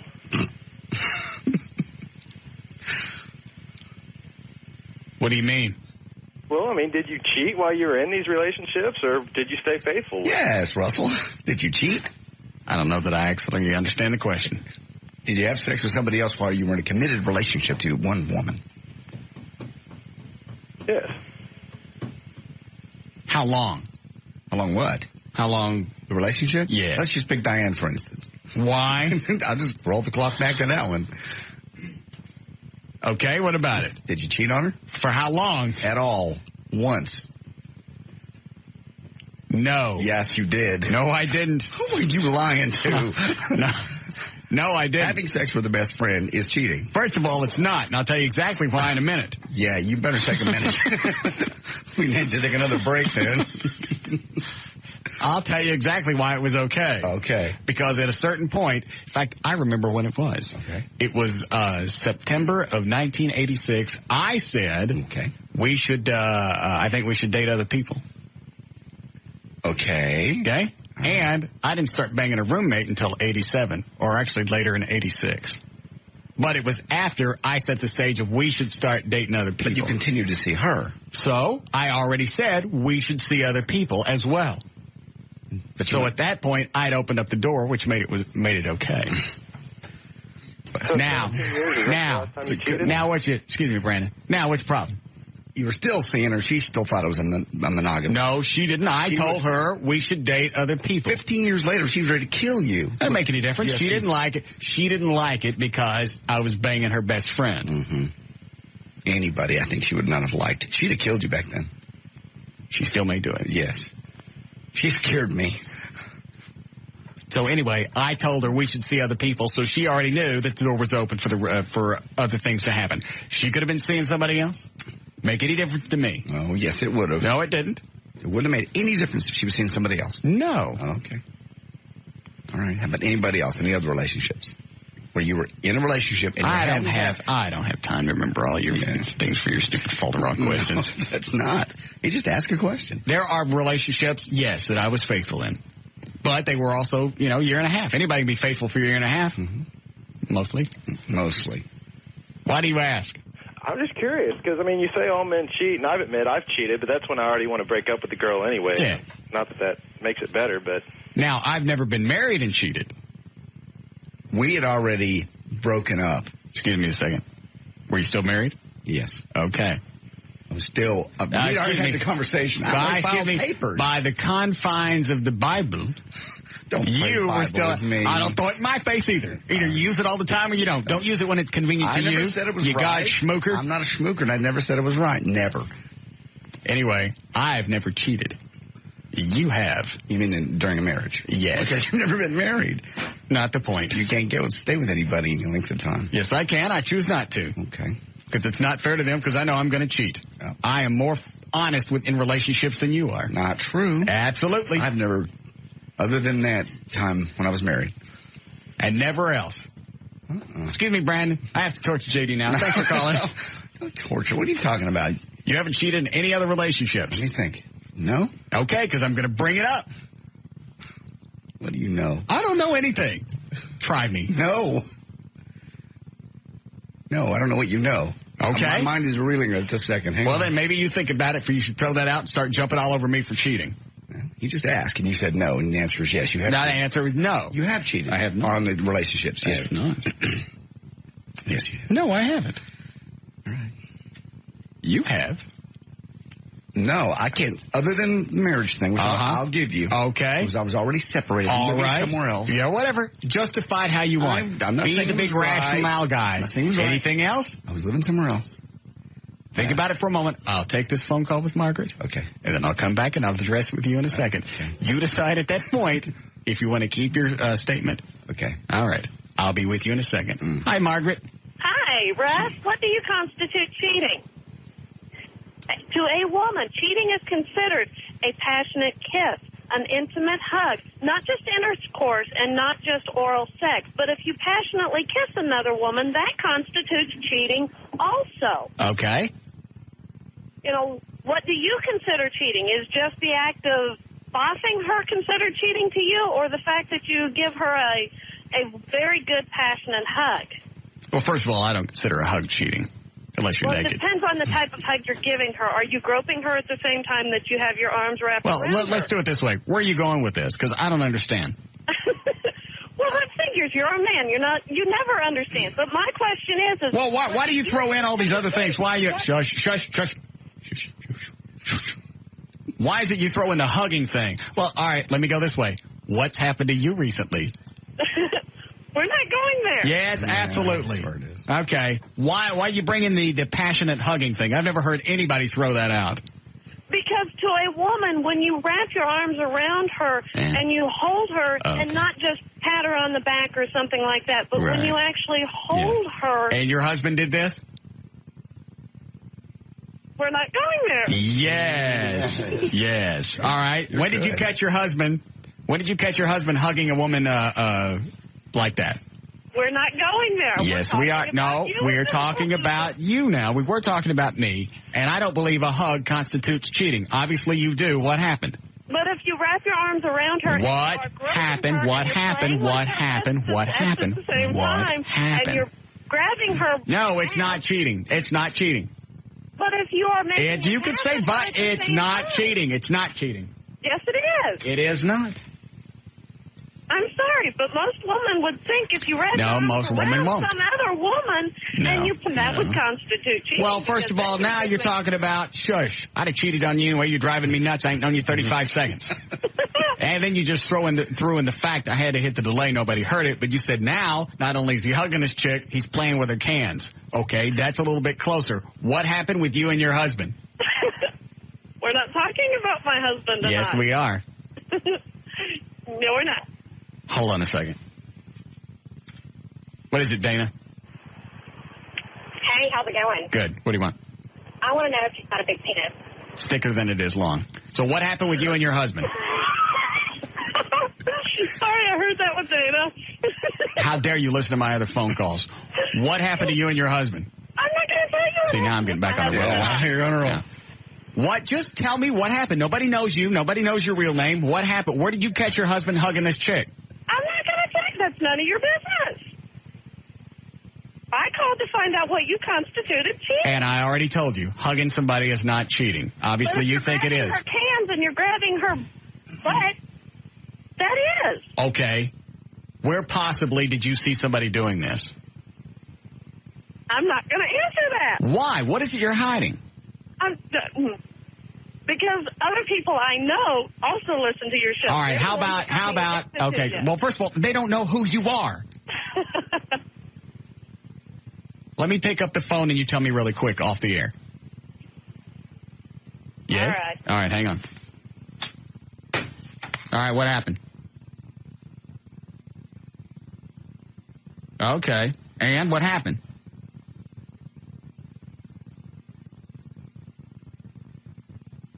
All right. And you caught him doing this where?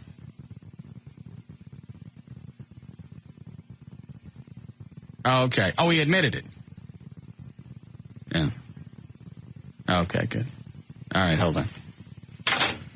All right, you're back on the air. Okay. Does that satisfy the curiosity? Yes, it's a dandy story. I gotta go. She caught him in the act. That's why I said it's the whole thing. Yeah. And it's not her husband, it's her boyfriend. She caught him and now that's over. Even though she's going through a divorce right now. I got all that in, of course, a half a minute. There you go. Can't get along with the husband, can't get along with the boyfriend. Obviously, it's them. Clearly. Men don't get it. It's like me for the first 12 years of dating. These chicks just don't understand what's going on. It's all them. Same problem over and over. How do I keep picking the same chick with the same problem? I'll be damned. After a while, I figured it was me. Figured out it was me. And I was trying to compromise too much. That doesn't go well with your personality. No, it doesn't. I want what I want, and if by chance you want what I want, great. If we don't want the same thing, it ain't gonna happen. You're gonna have I met one chick one time in my life where we both wanted the same thing except for a kid.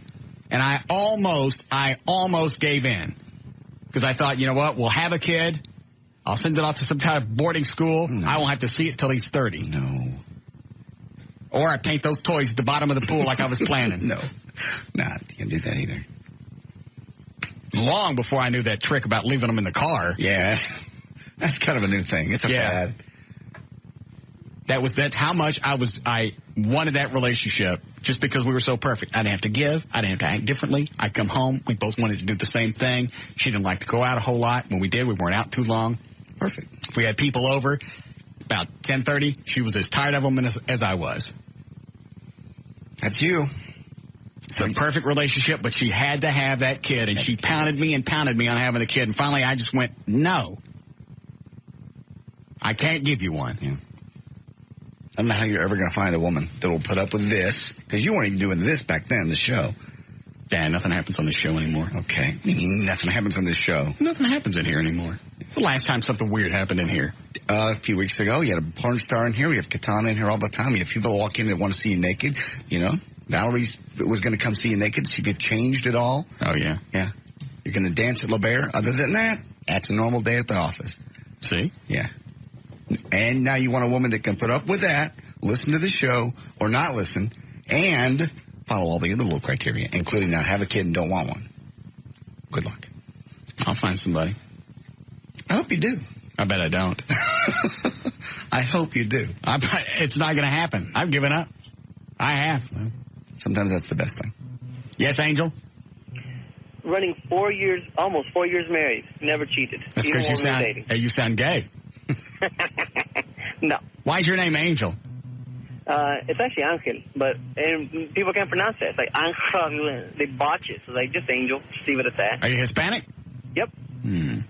4 years with the same woman? 4 years with the same woman. No cheating? Nope. Married? Let me throw this in. See? I'm a massage therapist. Yes. I work at a massage school. Okay. And a clinic. I'm surrounded by naked bodies all day. Yes. Walking around in near togas. Yes. And do these people that you massage, are they women? Women, yeah. You massage their breasts? Nope. Eso se siente bien? See? No one's asked me. See? No one asked me to do breast tissue massage. So people don't know about it. How many kids do you have? 2. And that's it. No more. Labor's way too much for me. No more kids. Just 2. And I'm happy with them. They're great. They listen to every word I say. When I say come here, they come here. When I say put that up, they put it up. They don't even ask. They don't give me a second guess. They just do what I say. How old are they? 3 and 1. That's why. Give it about 10 years. No, start off young. Train them right when they're young. Won't have a problem when they're old. Good luck. Do you whip your kids? Am I with them? Not right now. Do you whip them? Do I whip them? Yes. Nah. Will you? If I have to, yeah. Okay. Anyone who says otherwise is a wuss. I believe child needs a strong hand. Yes. What are you nodding your head for? Your dad never hit you. You never hit your kids.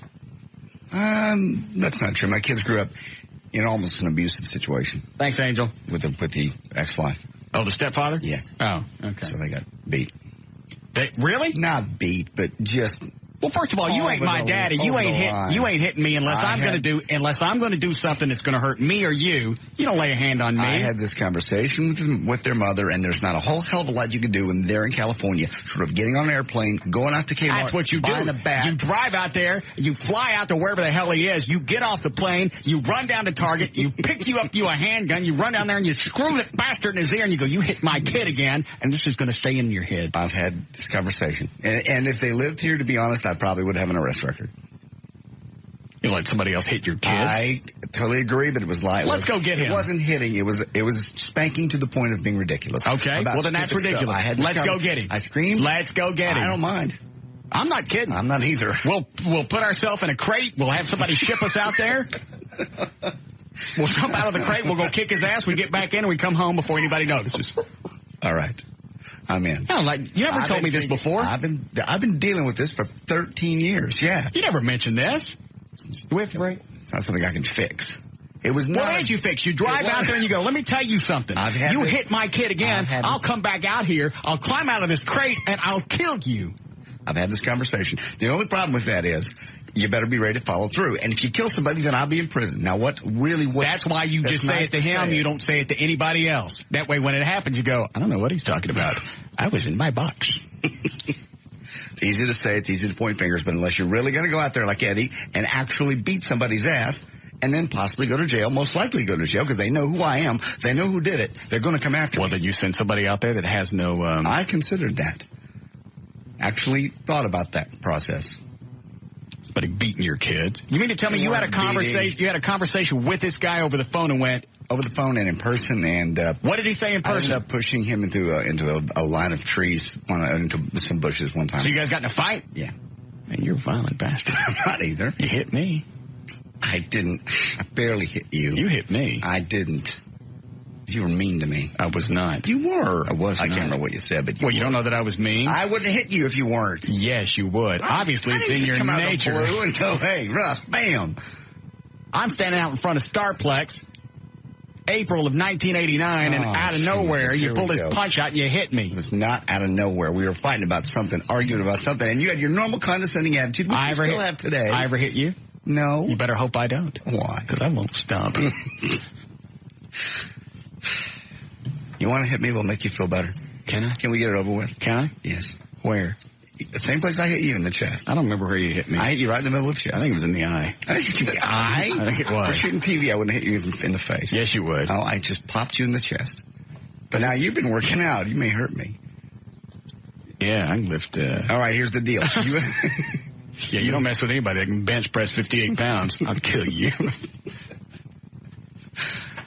Can we break? All right. We'll be back. I'll let you hit me. I don't know.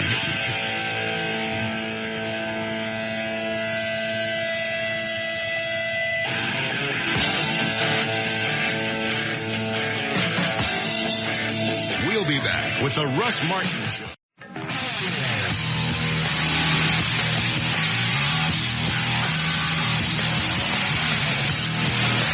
Now, back to the Russ Martin Show on Live 105.3 with J.D. Ryan, Associate Producer Eddie Boyd, Dan O'Malley on the phones, Gail Lightfoot with traffic, and producer Trenholm sitting in his office.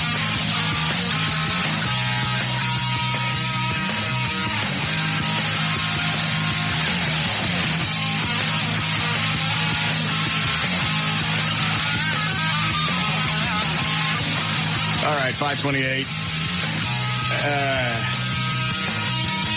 I'm lost. When we did news last. We finish at 5? 4:30. Started at 4:30. All right.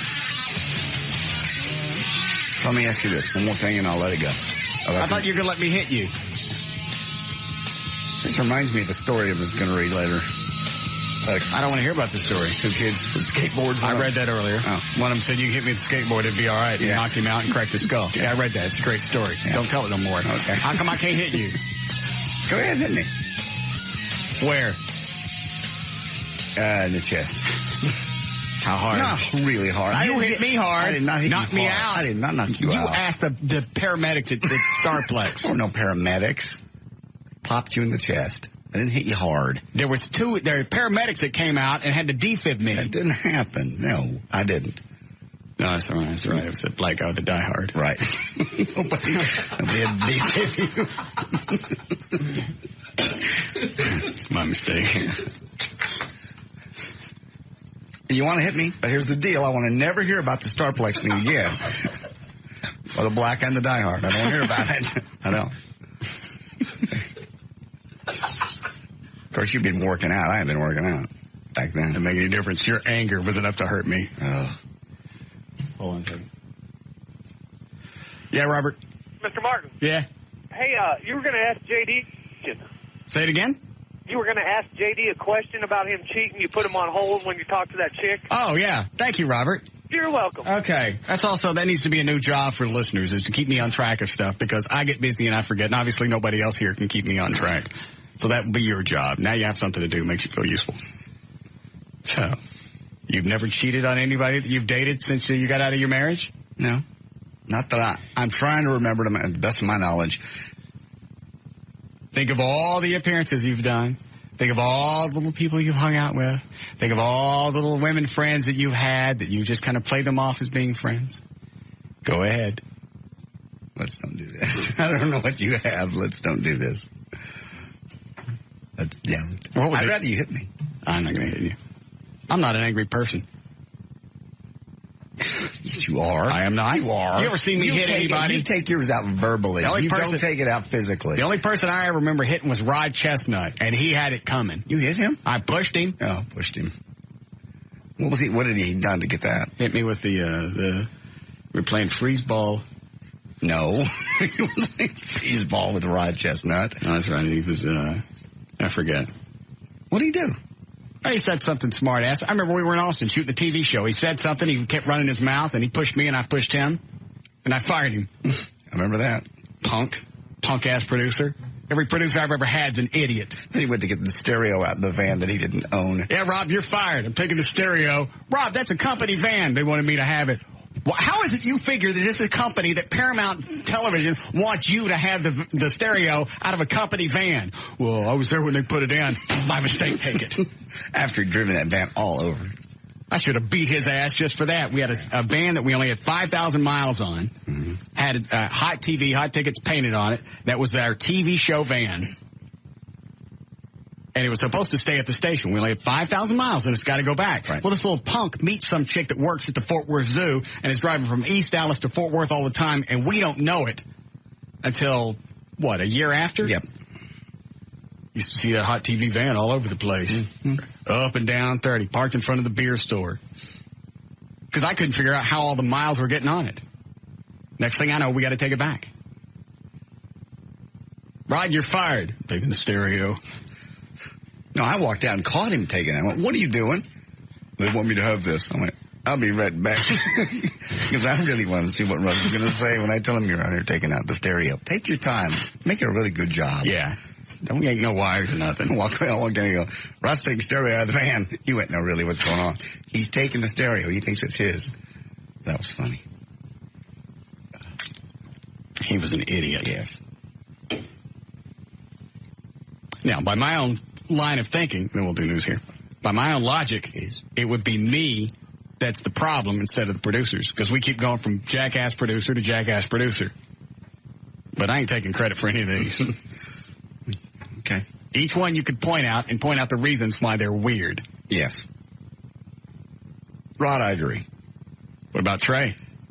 Trey works very hard. He works very hard. He tries very hard. He's not stupid. He's stupid. He's not. He wanted me to play a Warren Zevon tribute. One hit.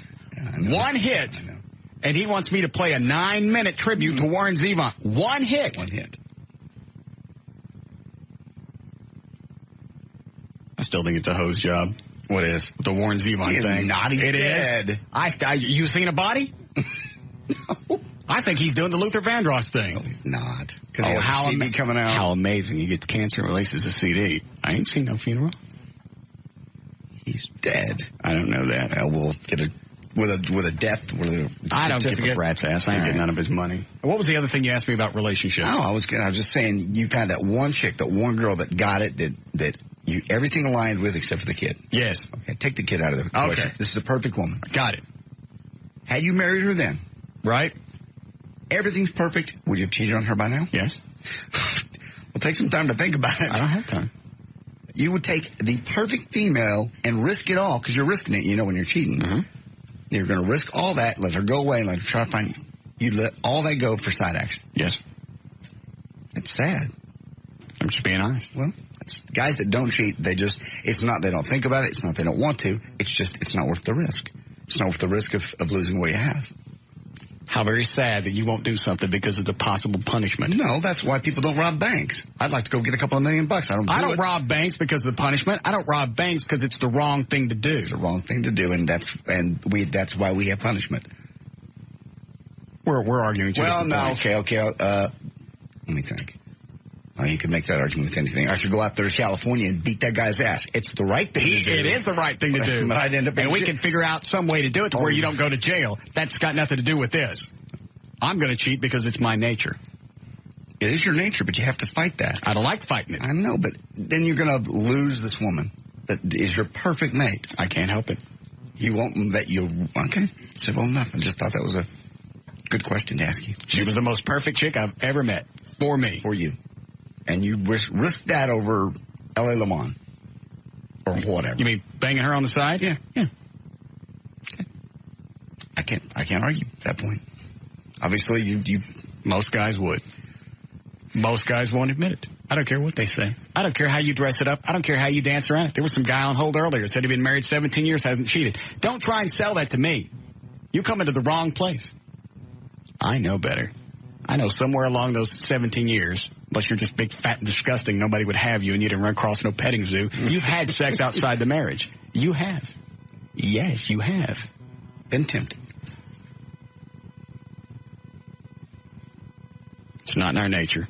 I agree. Thank you. So why deprive myself of that? Doesn't mean because you're... As I quote Paul Lynn from the Hollywood Squares, to thine own self be true. How about to the woman that loves you be true? I'm more important than anybody else. Okay. If I don't love me, I can't love anyone else. You can still love yourself and just hold back that emotion. It's an emotion. I don't need to conceal it or control it. I need to let it free. Why don't you grow up, you cyst? Cyst.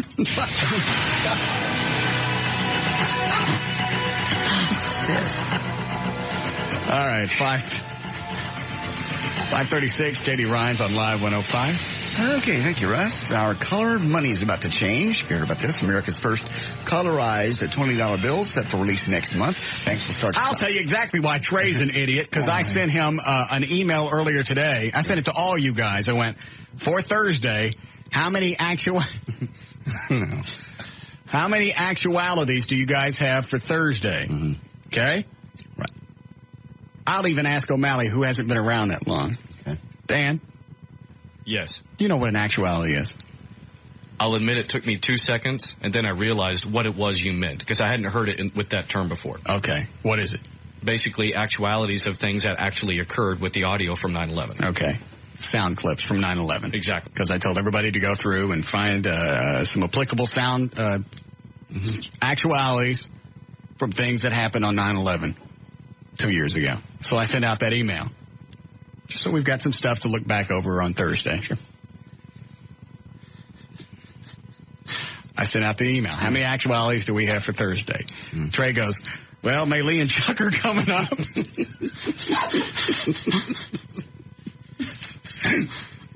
I know. He just didn't know what that word was. If you're not around radio and news, I don't think you use that word, do you? Is that a common everyday word? It's always the term I've heard for audio clips of something that happened in the field. An actuality. Yeah, Tommy and Chuck and Maylee are coming up on Thursday. Is that enough? How many actualities do we have for Thursday? 7, I think. No, yours melted.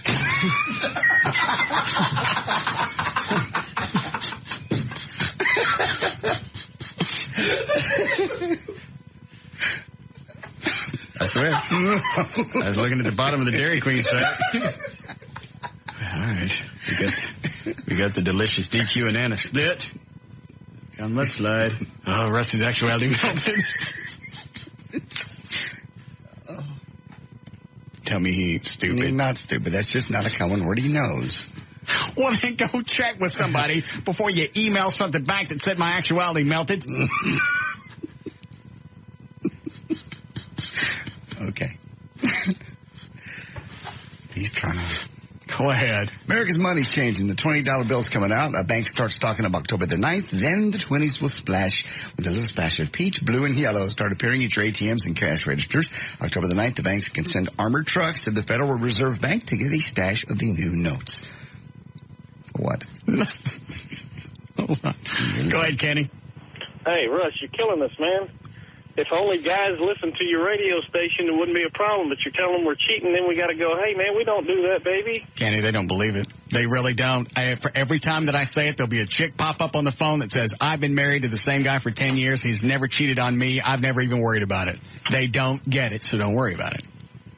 Well, I mean, I don't spend all night worrying about it. But no, still. I'm saying your wife, they just, for some reason, they just don't get it. Maybe women just have a different mindset to where they can't even comprehend not being committed. Yeah, but we still got to keep telling them, yeah, we're that guy that doesn't. I think most of them think that as long as you take on the appearance of being a faithful husband, I think they buy it. Oh, of course I am. I wouldn't do a thing like that. How long you been married? 5 years. How many times? None. 0. Zilch. See? Almost Story, unbelievable. and I'm sticking to it. Work on that in front of the mirror.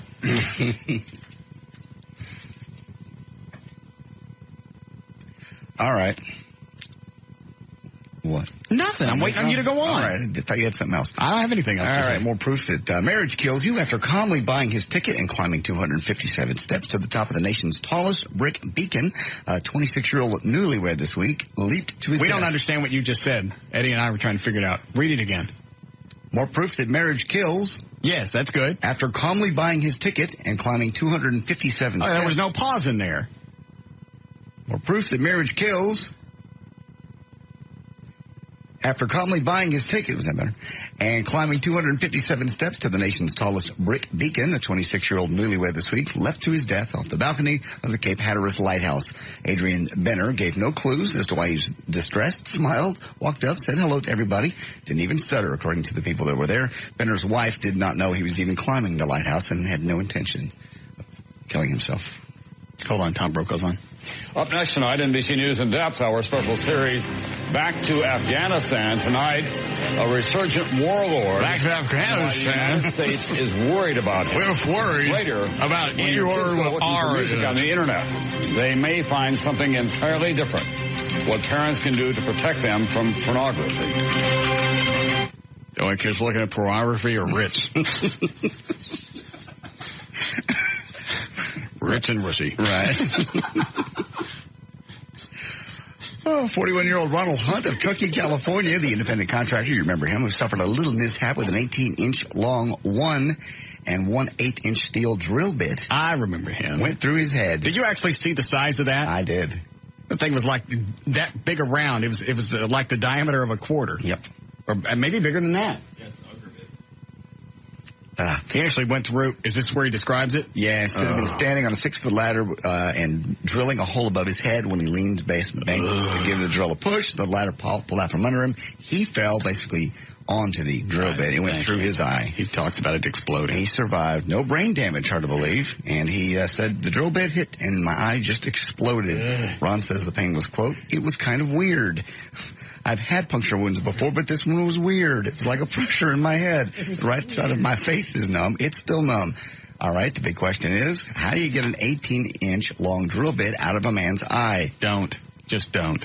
I know how the doctor got it out. They kept screwing the drill bit through his face until it came out the back of his head. He had no insurance to cover the hundreds of thousands of dollars in medical bills. Not sure why Jesus did this to him right now. He says he just recently quit drinking and started going to church. Do you know one of my actualities melted? If I was Jody Dean, I'd stay away from drill bits. Why, you don't think Jody's sincere about his religion? Yes, I think this guy was sincere too. Said, I don't know why Jesus did this. I just recently quit drinking and started going to church. Jesus didn't do it. He fell off a ladder. Yeah, why don't they say Satan did it? Yeah. Jesus was napping. Satan was mad because Jesus got another soul back. A private investigating firm in Yorkshire, England, has started to pay part-timers $45 to $75 an hour just to flirt. Speaking of people that cheat, with people who are accused of cheating on their partner. The honeypot, as the company is called, I'll bet you we could take 10 guys, set them all up with a hot chick, flirt, and every one of them would come dangerously close to cheating. I'll still go with every one. I don't think so. I mean, depends on what. There's really no way we. Let's say guys, they're married 10 years at least. I think at that point you have an investment in the relationship. What about that sales chick that was up here last night? Oh, Jesus. You're married. You're happy. Wow. Everything's fine. I'm not a good example. And this is the chick that looks like a younger Jane Seymour with a boob job. Great body, perfect figure, great face. You mean to tell me if she comes into the office, you're here late at night, you're working, she walks in, she's wearing exactly what she had on last night, those pumps and the little bitty skirt and a big boob sticking out. She goes, you know what? I've been watching you for 7 months. If you'll just do this, I'll never say anything to you. I am moving to Toledo. I'm leaving as soon as you're done porking me. I'm on a plane. And she comes over and she reaches down, she pulls that little short skirt up, and she grabs her panties and just pulls them off to the side just a little bit. Oh, don't do this. You wouldn't. Don't. I love joy and I wouldn't do that. Look at me. There's no way you could turn that down. Unless she had creepy crawlies hanging all over it. That'd be the only thing that would turn me off. It had, a little no-pest strip hanging off of it. That would be difficult. You're right. That's why I don't put myself in those situations. But it could happen. And I'll bet you if we put most guys in the room with her and they thought it was for real, they'd take her up on it. Well, that's what this company's doing. Good. They're paying people $75 an hour to flirt. They swear they're not in the business of breaking up happy relationships, just exposing cheaters. They also say there's no touching necessary on the part of the flirters, and you don't get paid on how successful your seduction skills are, just whether the other guy takes the bait or not. I knew a guy, I think I've told this story before, his soon-to-be wife thought he was on the internet meeting other chicks. So she set up a separate AOL account, became another chick. Oh, this is a guy that we know. And hit on him, yeah. Okay. Hit on him via the internet the same way he had met her. Right. And he took the bait. And did he go to meet her? I can't remember how she busted him. I think she just went, hey, who's blah, blah, blah. And, of course, I don't know. Really? How about this email from blah, blah, blah? I knew that was you. I could tell by you. I love you so much. I don't care what you call yourself. I knew it was you. I love you. This just goes to prove even more so that we're soulmates. Will you turn this to me now? That's about right. Hold on. Yeah, Christy? Okay, you are absolutely right, except it does not extend just to men. Every man, woman, whatever, given the right opportunity with no chance of being caught, will cheat. I wouldn't think that of women. And I don't like to think that you're better than us. That doesn't seem to be natural for women. You're absolutely wrong. Women are more likely to do it than a man. I don't think so. No. I think they'll do it, but they're not more likely. Because we're better at covering it up. Or maybe we're more likely to get away with it. I just don't think biologically you're built that way. That's why it's cool for guys. That answers this age-old question. If a woman does it a lot, why is she a slut? Because biologically, you're not supposed to do that. Biologically, we're supposed to go from chick to chick to chick. That's why it's cool for us, and it ain't for you. Science bears me out. I don't disagree with you because you're right. Thank you. Not bad for a community college education. Not bad at all. And finally, Men's Health Magazine did a survey of women to find out what the ladies think about guys who have tattoos. A man with a tattoo is cool enough not to care what others think. That's 72%. A rebel, 15%. A fashion victim, 7%. And 6% just said other. Favorite tattooed body parts on a man? Biceps, 34%. That's where you have yours, isn't it? This bicep? Yes. All right. Shoulder blade, 28%. Upper back, 12%. And a tattoo trend, the tattoo trend is still raging, 60%. Starting to cool off, 31%. Why don't you get one? I ain't getting a tattoo. Why not? Because it's permanent. It's there forever. I don't even like the same clothes year to year. You have something that means something to you and your father. There's no symbol I have. What about your kids? What about your kids' names? They're your children. They'll always be your children. I guess. I don't want stuff on my body. Why not? I just don't. I don't like the idea of ink going into my system. It don't hurt. You said it did. No, I didn't. Oh, I thought you did. No, it's irritating. Yeah. So those little bitty, it's like a little wand with, I don't know, like 12 needles in it. And they're all, am I saying this right? Yep. Pretty close. And they're all just kind of same time, like that really quick. It's just irritating. It's not really, it doesn't hurt. Because I was ready for pain. Mm-hmm. The guys over at Tigger's, you hurt me. Mm-hmm. Guys over at Tigger's. Yes. You know what I'm saying. I heard you. The main guy, the head Tigger? Yes. The guys at Tigger's. Yeah. He was ready to go, and I went, all right, I want a wet cloth, and I want a shot of whiskey, and I want some ice. Because if I get sick, I'm going to yak right here. I don't need any of it. Good. How long did it take, by the way? Your little star. About a half hour. It's not bad at all. Well, he's having to go, straight lines and stuff. So, I don't know. I'm happy with it. I wouldn't get another one. I don't have any other reason to. I don't have any reason to get one at all. You have a symbol between you and Dad. You both have the little star on your shoulders. That's very nice. Yeah, of course. He sees it for the first time for real. That ain't even close. Not thank you. Hey, thanks for honoring me. That's really neat. Yeah. I'm very touched. That's the wrong color. Maybe next time. Go ahead. There's news and information. I'm J.D. Ryan, Live 105.3, The Talk That Rocks, Texas. We'll be back with The Russ Martin Show.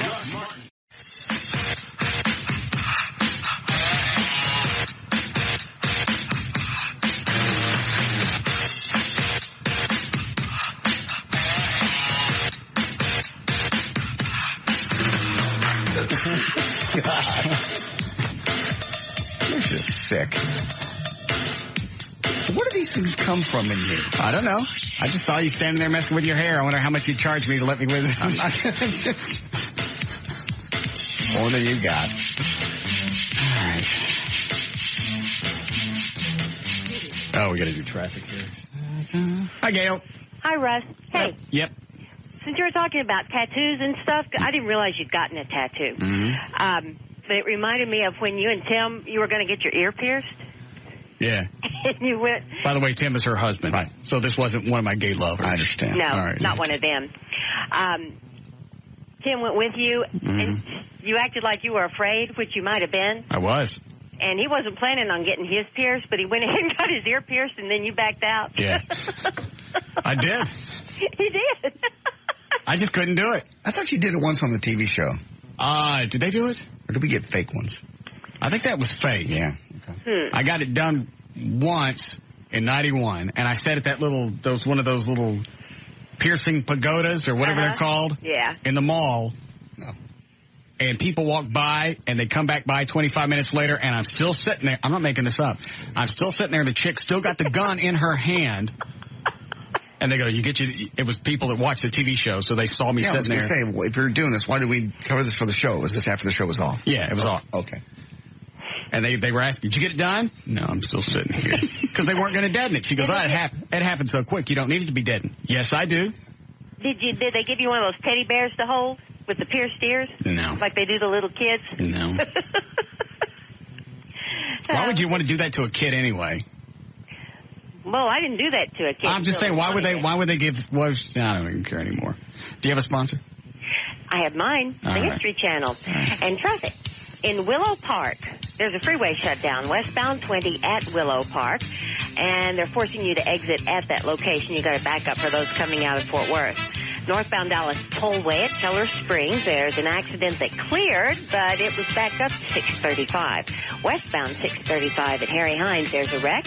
On northbound 35 Simmons at Market Center Boulevard, there's a stalled car in the entrance ramp.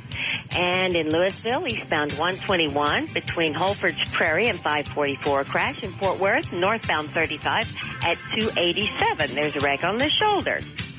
See how military technology goes civilian. Tactical to Practical with Hunter Ellis premieres tonight at 8 on the History Channel. I'm Gail Lightfoot on Live 105.3, the Talk that Rocks Texas. Thank you, Gail. 70 If we ever get sued for any type of sexual harassment, it's going to be what you said to her just then. Oh, we're old friends. We go way back. She knows I'm playing with her. That's right. She knows I'm kidding. Damn. 70 for the low night. Sunny and 92 tomorrow. Thank you, Gail. Maybe some rain coming in by Thursday. We have 90 degrees currently. Live 105.3, the Talk that Rocks Texas. What's the matter with you? I've been talking about a lot of things. She's doing traffic. She can hear us in the ear. Yeah. And I'm going, I love it when she tells stories. Nice little stories about Tim and earring. I'm just giving her a hard time since she's the only one that can hear it. I don't care. She always tells these stories that they're so warm and fuzzy. Then out of nowhere you go, yeah, just like a clam. And she didn't break, not once. No, she didn't. God, it's only 6 o'clock. I see Valerie in the hall. Uh-huh. Go ahead. Speaking of clams. Ask her if she wants to look at me.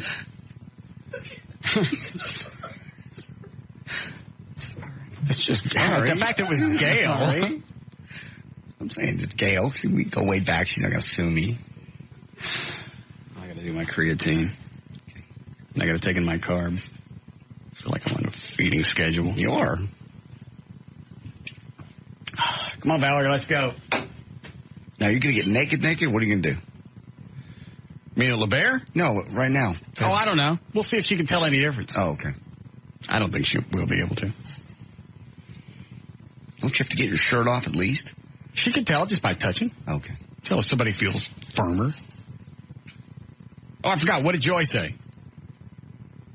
Oh, I didn't call her. I'm sorry. I got busy trying to put things together. You call her. I know what you're going to say. I don't mind. Let me give you the phone number? Sure. Do it live? Yeah. Well, see, she's not going to agree with anything that I say. Had you done this off the air and just sprung it on her, she's going to say no to anything that I bring up. That's not true. Yes, it is. First of all, she doesn't like me. Hi, Bill. She doesn't like you. She doesn't like me. She does. Quit this. And you two stop this. She doesn't like you. He doesn't like me. Crap. First of all, she doesn't like me. She doesn't like me. Valerie's been around Joy. Joy don't like me, does she? I don't think she doesn't like you. I just think... She doesn't like the positions that she's put in because of this show. Well, it's tough when you're dating someone who's a part of the show. Yeah. You gained some weight? Yes. You look good. Thank you. She was getting too thin. Mm-hmm. How'd you do that? I'm out of breath. I'm sorry. Why? Were you in there with McNeil? No, I was tinkling. On McNeil? No. I told you they had something going on. No, they didn't. I'm nothing like sitting there trying to tinkle and you're hearing your name echo through the bathroom. So I was trying to hurry to get here. So how'd you put some weight on? Because you got anorexically thin. Oh, no, it wasn't that bad. Yes, you did. No. Yes, you did. It wasn't that bad. Well, I'm naturally thin. I mean, that's a really I know, but you look like you you're back to your natural weight. Yeah. A lot of changes the last year, so a lot of stress. Back up. Let me see you, Pooter. It's a good one. Thank you. How old are you now? It's a good Pooter for any age. Thank you. Mm-hmm. I am 31 now. You work out? Yes. Good. Yeah. I work out. I have to walk the dogs every day. I'm eating better. What were you eating before when you were losing weight? Just crap. Junk food. You can eat junk food and lose weight? Yeah. Yeah.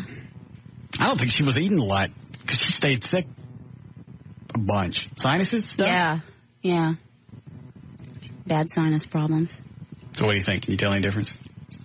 Well... You can't tell nothing. Yeah, See? actually, I can. 3 weeks, you can't tell nothing. You have a shirt on. See, guys, you can tell through shirts if somebody's been working out. Really, it's not a tight you know shirt. what? Your chest looks bigger. Your chest and your shoulders look a lot bigger. Your belly looks a little bigger. See, I told you. It's the shirt. Come around and feel him. No, I seriously think my Just stomach... let me feel you. Hang on. Turn your head. What? Oh, no. I ain't showing you nothing of consequence. I ain't showing her my stomach. Why? Hold on. Why don't you come over here and touch first and see if I feel thicker? Come on. Like you ain't grabbed stuff on me before. Where are you going to start? Start with the shoulders. All right. See, like right here. Yeah. I don't know what these are. What are those muscles called? That's the shoulders. Okay. That's bigger. Yes. You look like you're standing like you're stronger. Yes. Your chest. Ooh. Now see, they look like man boobies, but they're hard. Mm-hmm. No, your tummy's nice. It's just the bulk from where you tucked in. Here, let me flex and I'll show it to you. Okay, flex for me. Hold on. Oh, what is that? Oh, my God! How long have you known him, Valerie? Like, you didn't see that coming. God. All right, hang on. I'll keep it covered up this time. Please do. Hang on. Now I got to get my flex mode. Because that's not getting bigger. No, it's not. Hold on. Wait for it.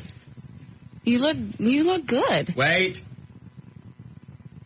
Turn around, John. Well, you don't have... Lock the door. Lock the door. Lock the door. Lock the door. No, you Lock the door. No, Steven's coming. No. There he is. Eddie, hold the door. Eddie, I swear to God, don't let him in.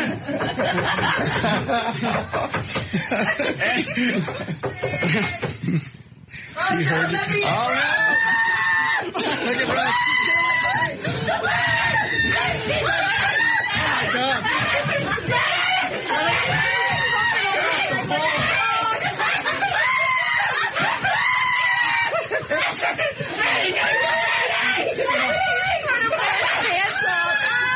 Got his pants down. Oh, God, hey, last time I saw something like that, it had a race around the end. All right. You actually may have entered you that time. You had your pants down. Well, you He couldn't help you. He's on the floor. He touched my naked ass. Yes, he did. That was like a woman, like how I would envision a woman being dragged into the woods before she's raped. That's what was going on. Did anything get out on the air? No. Nobody cussed? No. I was listening.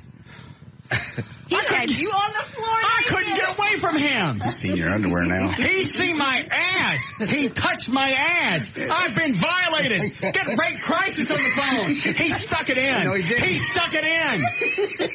I've been stuck.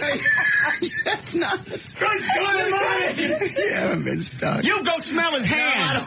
You can smell it up to his watch. I've been stuck.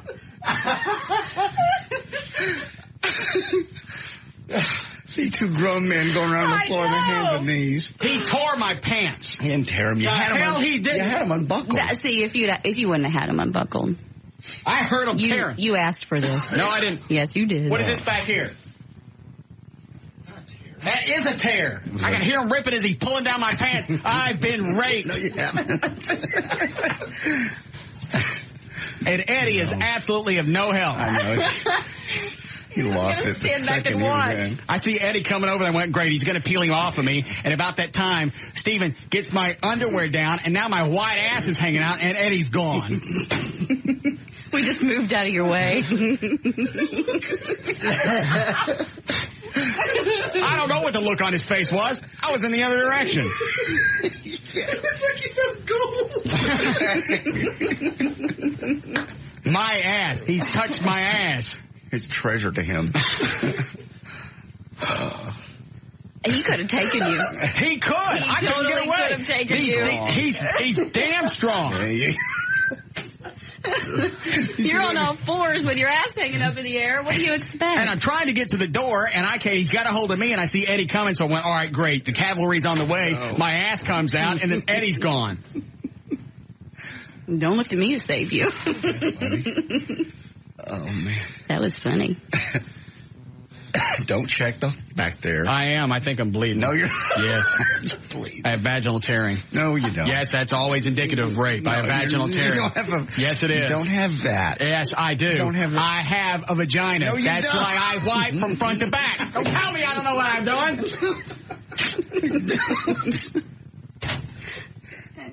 Is it okay? Get a gynecologist in here. No. Ain't nothing left for Valerie to see. She's already seen it all. There it is, in all its glory. That's good. Like a woman being dragged into the woods to be raped. Yeah. That's what that was. Yeah, that was great. Am I right? He's getting really good at that.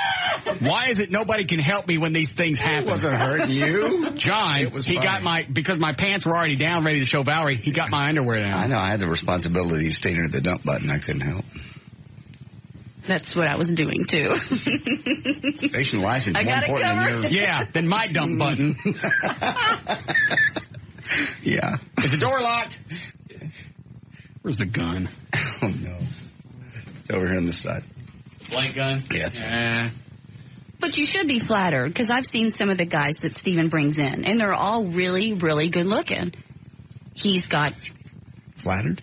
I don't know what he's talking about. Well, all I know is he's right now... got good taste. He's got no taste. Yeah. And right in the middle of all of this, I feel a fart coming on. I remember what you told me yesterday. Don't open the hatch. No. Even if it's instantaneous, because those gay guys, they're quick. They are. Don't let him know. You should be flattered. Seriously, the guys he's brought in are hot. I see him in the morning. It's a shame. That's pulled my pants down. I saw it. I was amazed. Nice underwear you got. I wore it because I knew Valerie's coming out. She specifically sent an email. She went, no leopard underwear. And who gets to see it? Steven. Who pulled it down? He saw my ass. Touched it. Spanked it. Mm-hmm. Don't you have new underwear? Something that's newer than the 70s? I wore these because I knew you were coming. I know. Thank you. All right. I'm showing you now. You ready? Yeah. All right. Hang on. Let me. You've had those underwear for years. No, these are new ones. No, they're not. Hold on. Okay. There's a certain pose you get. Ready? Are you trying to fart? No. Steven got that out earlier. Here it comes. Okay. And I don't expect much because it's only been 3 weeks. All right. Ready? It's going to be quick. Okay. Nice. You don't see nothing, do you? I do. Do you? Yeah. What about this? Yeah, oh, God. Why do you do that? Why do I do that? You can't tell nothing, can you? You got that Italian bush thing going on. I just trimmed it. You can't tell nothing else? Yeah. You can tell if you can tell. Yeah, you can tell. You can tell. You don't have like the six-pack thing going, but you're firm. You don't have like a jelly belly. Your chest looks good. Your arms look good. I need to be ready in another 3 weeks. They say you will. Yeah. That's what they do. How old are you? You're 43? On October 4th. You look good for 43. What about for 40? You would look good for 40.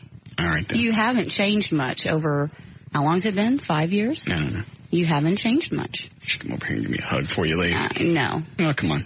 No. You'd like it. No. You think I'm Bob, at least you could do is hug me. I don't trust you.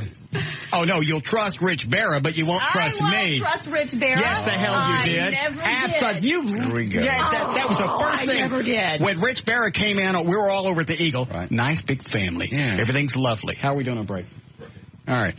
It's Dan Lewis. Yes. It's me. Mm-hmm. Valerie is there. And for some reason, they decide we need some turd to throw into the mix. Like we ain't got enough in the punch bowl already. So now they got to throw another one in there. He used to work with Craddock, and they're going, and Greg Stevens knew him, the PD at the Eagle. That's why. Am I telling this too fast? No. You're all upset. Calm down. I've been raped. I think by being a rape survivor, I'm handling this pretty well. Go ahead. Steven wants me more than Valerie. Yeah. She looks at my stomach, she goes, oh. Yeah, that's all right, I guess. I can't. You know, I've always thought you were attractive. We've always had that chemistry, but we can't act on it. Hard to me. Why can't we? Who are you dating? No one. So what's the problem? Well, I'm over here and get you some steak. No. Your friends' exes are off limits. Yeah. That's an unwritten rule. Everett likes me. That's not the point. Come get you some steak. It's difficult because I knew you before him. Before Everett. See? I know. So it's okay. I knew her first. Come get you some steak. Shut up, I'm hitting on it. I got my PC on. My Mac, whatever. Come get you some steak.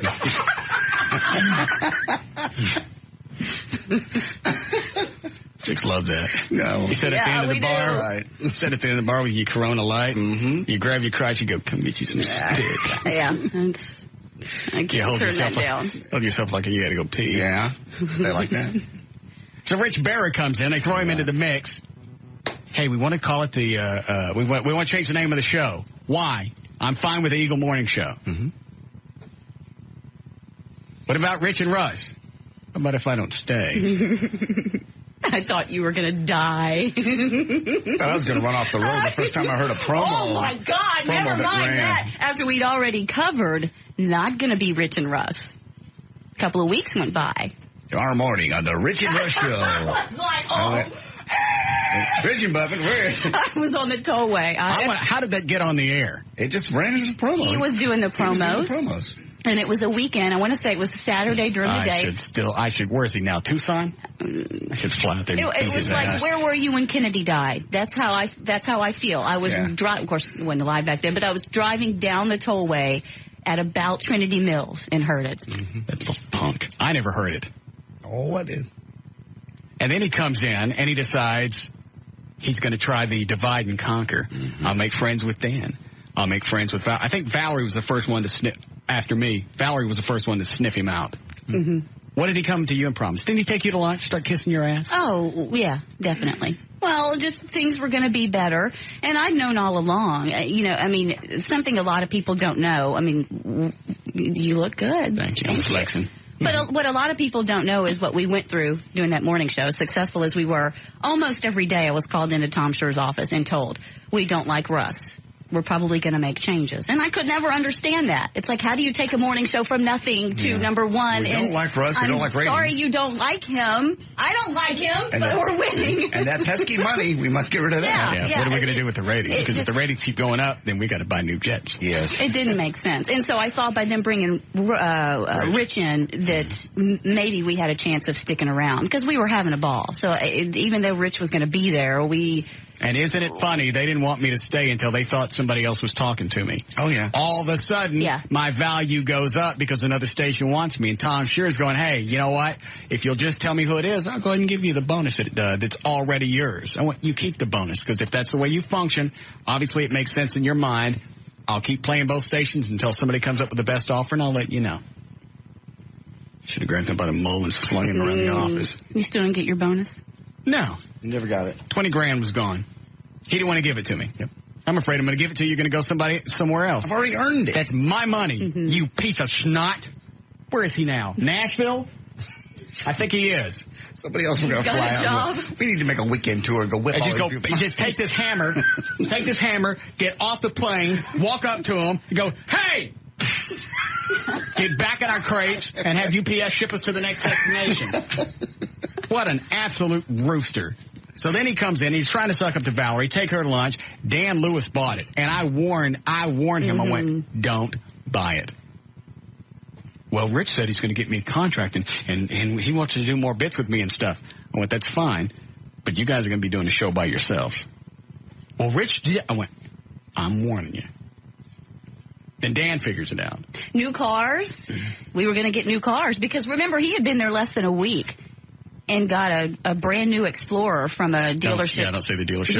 Here in town. It was just. I'm getting all you guys brand new Fords. Because I'm Rich Barry. I'm your new buddy. I will be the voice for the working woman and the working man on this show because I want to be your liaison.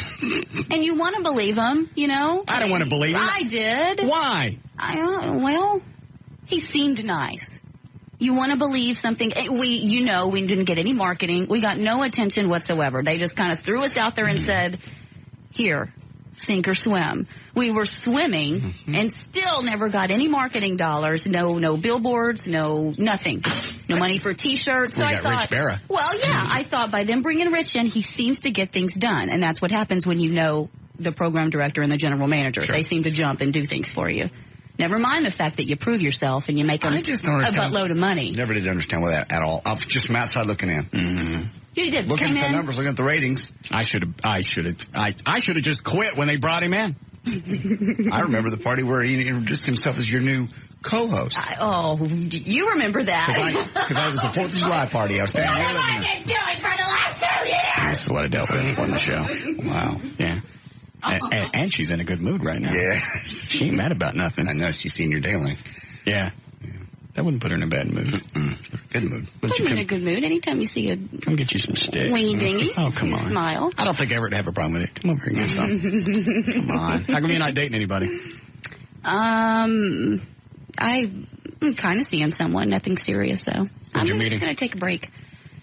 Believe it or not, I was stopping to get gas.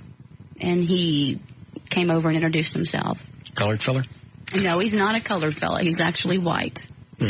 Yeah. It's a big jump. Never dated a colored fella. I don't even know what a big jump means. I just wanted to watch your face. I mean, it's okay, but no. So how long have you been dating? Never dated a black man. You sleeping in with him yet? Sure. How long you known him? You know me. I've known him longer than a day. I'm sleeping with him. I met him today at noon. What are you talking about? Yeah. You buy me some gas? Eat it. You know me. So. We have to break? Yes. So you can't tell any difference? I can. A little bit. Not enough. Well, a little bit, but. If I didn't tell you I'd been working out, you wouldn't have noticed it. No, I would have definitely noticed that. I would have noticed it. But you went from looking pretty okay to pretty good. I mean, it's not like you had 400 pounds to lose, like you were some ogre, and now you've turned around, like you're Carney Wilson. I mean, you always looked good. Lean and tone, yeah. Yeah. You know, I don't think you have anything to, you've always obsessed over your weight, and I never understood it. You don't have anything to worry about. You can see my vein now. Look. Yeah, I got okay, not that vein. All right, we'll be back.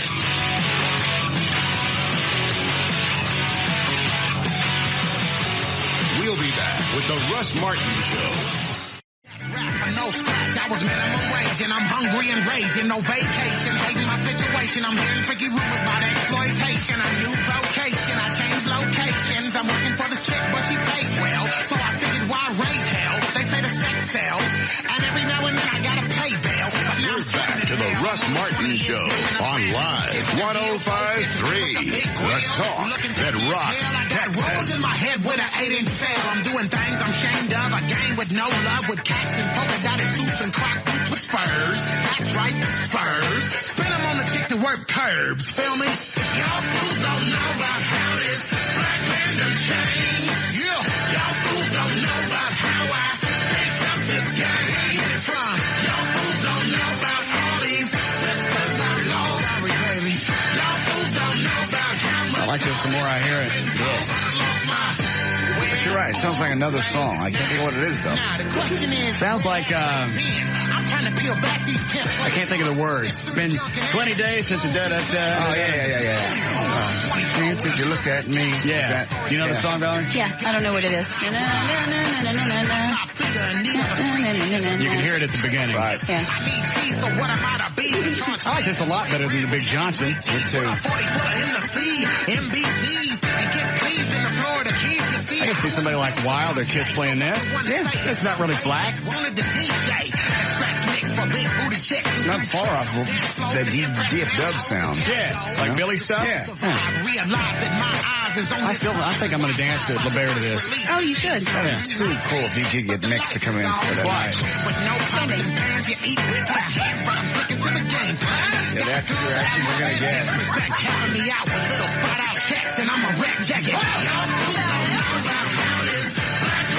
What's wrong with that?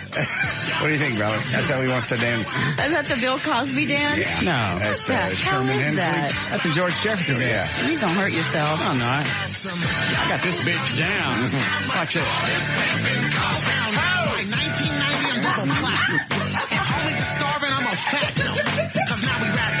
Baby, back slapping them. Bill on studio. You hurt yourself, didn't you? I'm not going to be able to dance long. It's all right, one song. I can't make too much money with one song. Yeah, how does this work? You're going to have to do a whole routine. That's right. I don't know. I got to get some chicks to work up a routine. See, just this one song wore me out. You'll be fine. You don't do more cardio than that when you're doing the long and everything else. I suppose. I just have to slow down. How many songs do you get? Probably 2 or 3? Oh, this could be a special deal. I think we're probably going to have you come up twice. I don't know. I don't know how it works. Tell us, John. How does it work when they dance in the bear? I don't know. Well, you've been there as many times as I have. Actually, you've been there more than I have. Why don't you? Shushies.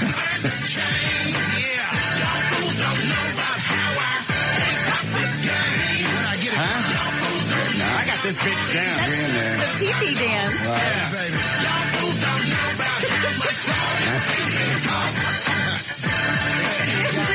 You look like you have to pee. Yeah, then you throw in the Bill Cosby move.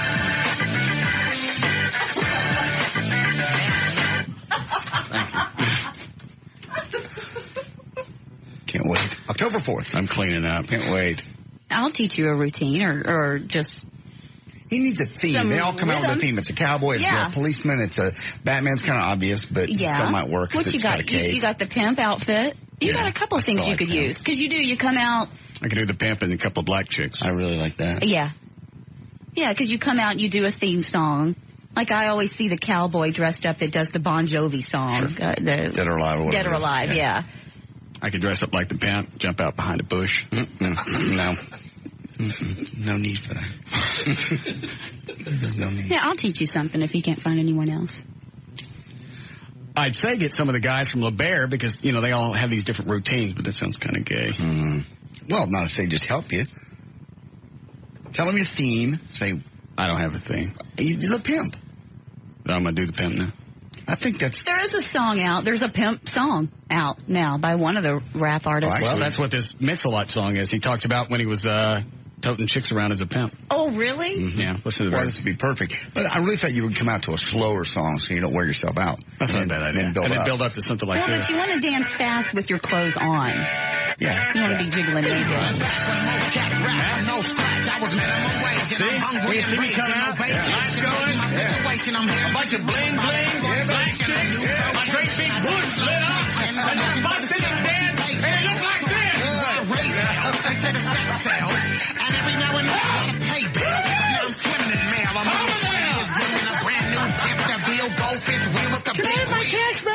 got change for $1? Yeah, here's your change. All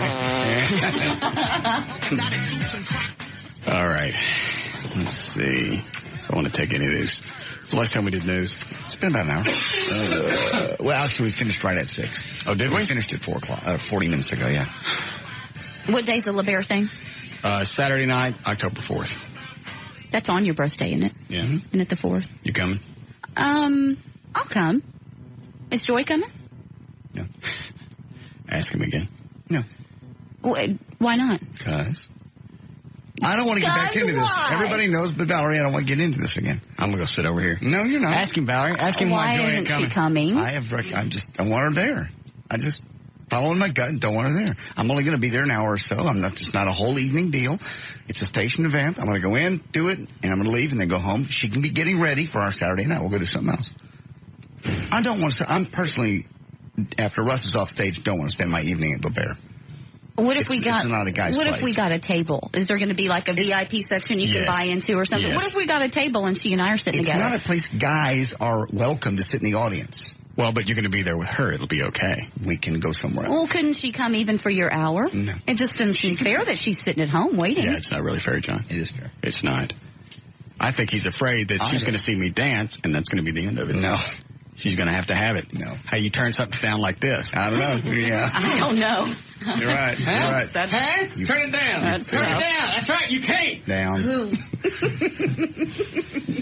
Just figure me out. It's no wonder I've never done you. Is it that dance? It's the dance, yeah. Yeah, among a couple other things. She can sit with us. He ain't bringing her. She won't get in trouble with me. It's one of three things. It's a host job, or she used to date somebody there. Ooh, I didn't think about that. It's one of two. It's either host job or she used to date somebody there, or actually three, he didn't want her to see me dance. None of which. It's got to be one of those. I'm certainly not concerned about her. You have never told her what to do or how to do it according to you, and you certainly wouldn't say on the air, I told her she can't go, because that flies in the face of everything you've said in the past. I'm telling you, it's got to be me in the dance, because you don't want her to see. You don't want to see this. Yeah, JD, I'd be worried if I were you. So is she okay with this? Does she not want to go? She wanted to go. First she wanted to go, but she understands. And what's to understand? I don't understand it. You've told me 8 times. Because I just asked her not to, and she is respecting my opinion. If she had an appearance, let's say at a top, well, that wouldn't happen. What about you in the topless bars? I mean, if I go there if it's my job, no, I'm just saying, if it's a job, I got to go there. She's not getting paid to be there. Something's going on. Well, you don't have to do the topless bar appearances. Eddie could do them, or and here's the other someone thing: else is on he the takes her, station. JD takes her to every other station event that there is. All of a sudden, this one she can't go. He has forbade her from going. I'm with you, Russ. Different. It's not different. And she's accepted this because she seems she does her own thing. You know, she's pretty strong. She can make up her own mind. Okay, lovely. I don't even talk about it anymore. You don't want to bring her? Then don't bring her. I won't. Thank you. You want to play? Play it again? Don't get short with me. I'm not. I thought you said you want to move on. When you normally do that means you're done with the subject. What if she sits with me? She can't get in any trouble with me. He's clapped his hands. What's wrong with you?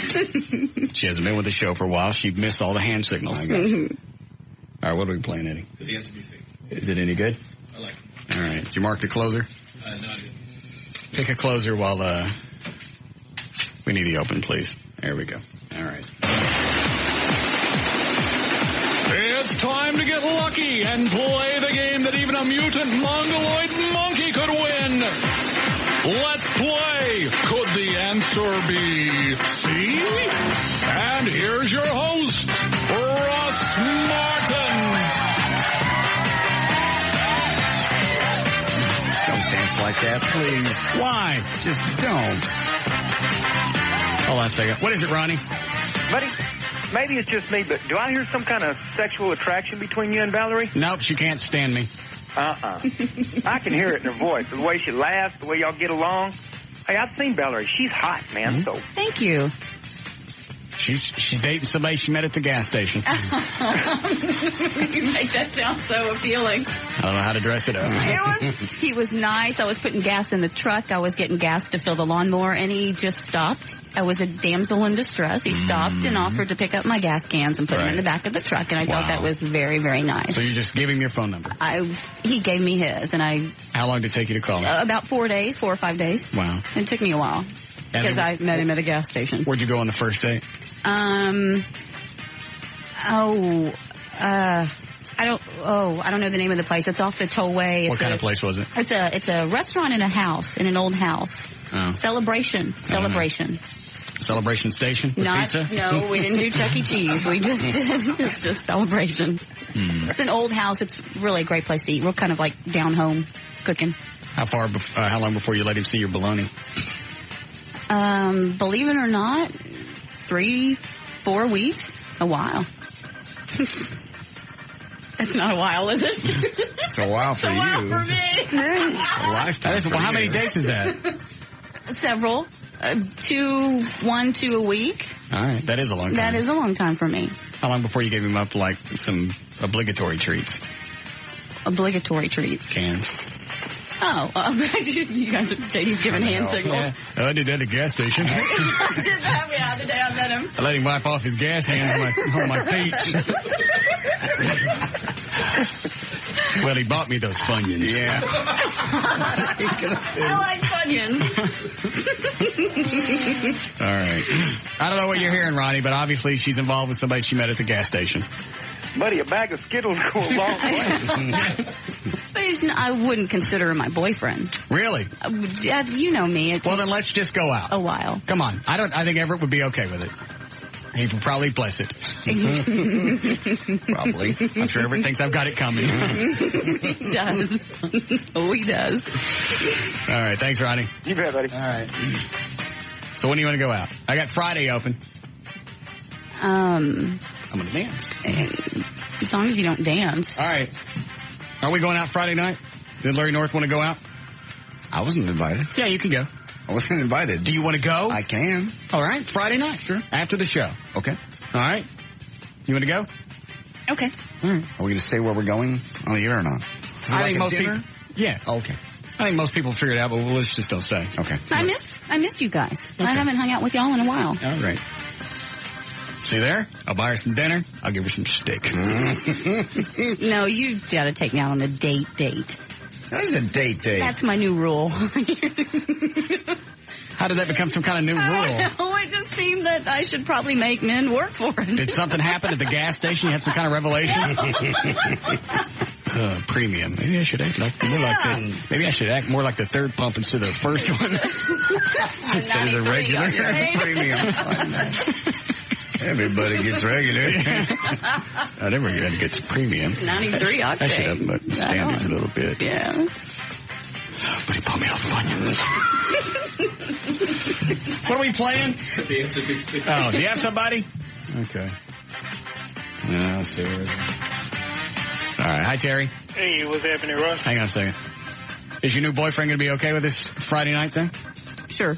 You sure? I'm positive. You need to check with him first? No, that's the deal. I do my thing. That's... How old is he? Close to my age. What's he do for a living? I would rather not say. He actually has a pretty good job. What is it? I would rather not say. Well, you don't have to tell me the name of the company. Is he in radio? No. Is he in radio? No. Is he a radio guy? No, I know better. Who is it? You don't know him. All right, what does he do? I don't know. Hey, the guy on line 9's got a good idea. Hold on a second, Terry. Sure. Can you hold on for a second? Yeah. All right, keep your bush warm. Come on. Frank. Yeah. That's not a bad idea. Dude, listen to that song and envision yourself walking out like the Pope. Oh, man. Pope doesn't walk, though. Yeah, that's all right. I come out in a little Pope mobile. There you go. Because we got those little electric scooters. Right. Put a bubble around it, dress up like the Pope, make the stage a couple of times. You can still have two hoes, too. Yeah. Because the song is about changing your game.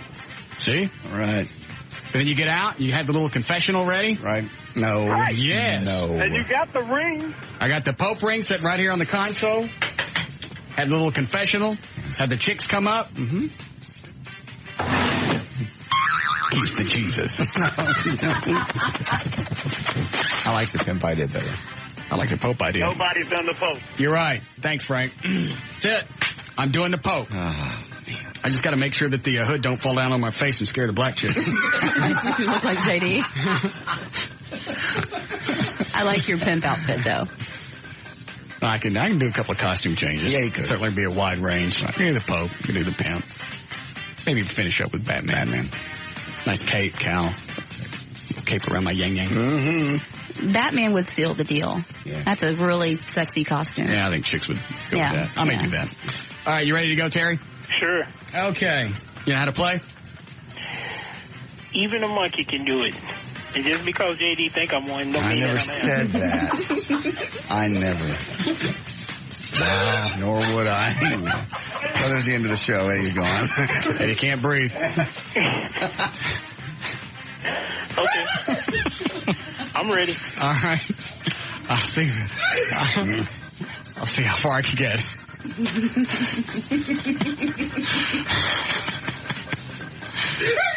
Go out in the hall. Not you, Terry. I just set the phone down. All right, we'll be back. We'll be back with the Russ Martin Show.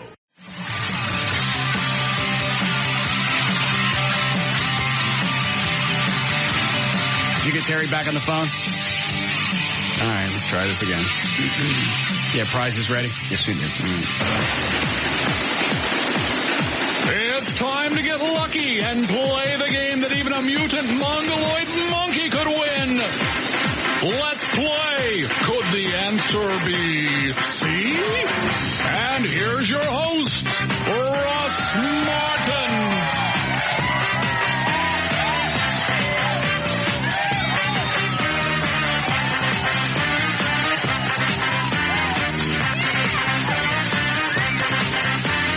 All right, let's try this again. Terry? Yo, what's up? Where did you go? Oh, man, you know where I went. Went out to the porch. Stop it.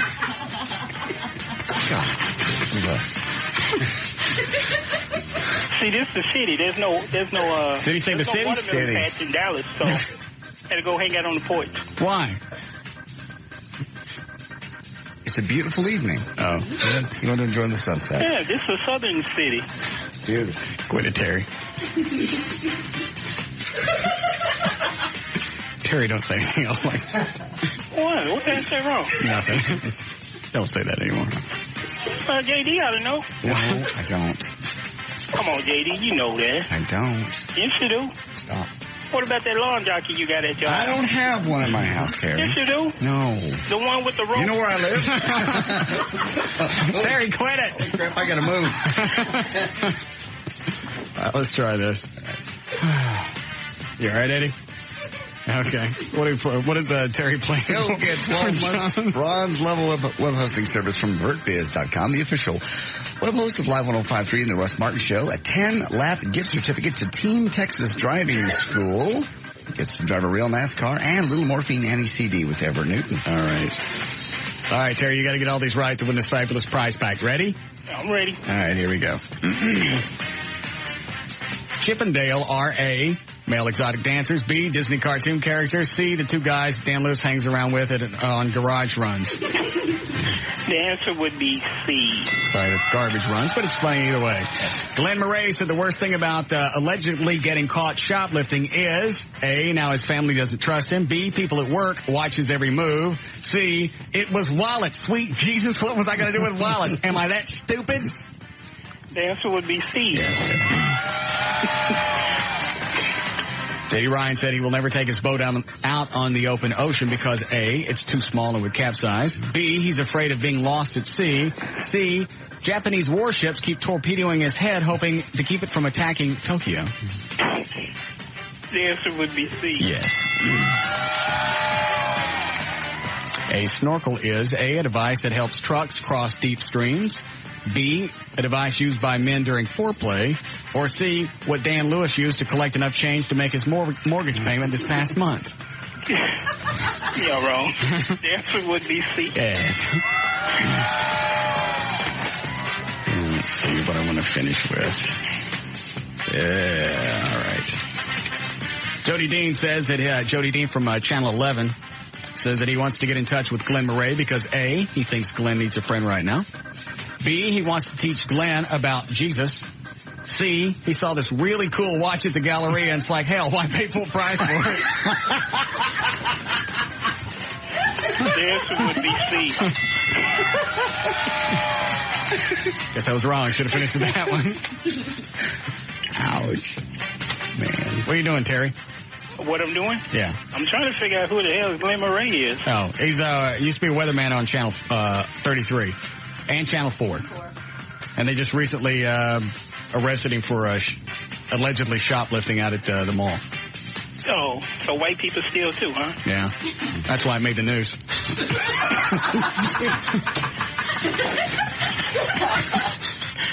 And that's one day we wouldn't watch. All right. I'm sorry. All the stuff that I say to try and get us protested, and then we have black people calling up saying they sat on porches. I know. Does that strike anybody as weird? Oh, very odd. Very odd. You can give it up. We all love each other. All right, a new study using lab rats proves that A, salt doesn't raise your blood pressure. B, none of the weight loss drugs really work. C, even they are smart enough to pitch in on a tip to get their job back. The answer would be C. You don't know that story, do you, Valerie? Dan, Nope. Dan Lewis and I went to dinner about 3 weeks ago. Yeah. We're going to go to dinner. Mm-hmm. Laura comes. I take this chick out on a date. Mm-hmm. Chick with this hair crap going on her chin. She had a little bitty blister. She had enough to where it peed. Did not have to go outside. It did. You got to pluck that stuff. Yeah. Anyway, so have a nice evening. Check comes, sits there on the table. I pick it up. After it sits there for a while, I pick it up. I look at it. I'm calculating the tip. Nobody says anything about anything. Finally, I look over at Dan, and I go, oh, I got it. He goes, I know. And that was the end of it. Before the story even started, I was going to say, guess who paid? Yeah. Well, I know. You would have paid anyway. That's not the point. You just like say you would like somebody offering. Sure. Oh, he's a master at that, though. Oh, I know. Dan is, yeah. Then I get an email about 6 days later after I chomp on his ass on the air. I forgot to get with you on splitting up that bill for that night. Yeah. Too late. How many we got left here? Still there, Terry? You. All right. A handful of saltine crackers is A, the best way to get pigeons close to you at the park. B, a fun way to feed fish at the aquarium. C, what Dan Lewis had for lunch because he's made such wonderful decisions in his life. That would be C. That's right. It's a Wonderful Life is A, the most loved film around Christmas. B, Frank Capra's best film. C, something Dan never says. That would be C. You had a lot of good finishers here, Eddie. And finally, trying to find an authentic Christmas show just for the Dallas area, promoters have settled on A, Rudolph the Red-Nosed Longhorn. B, Santa wears cowboy boots.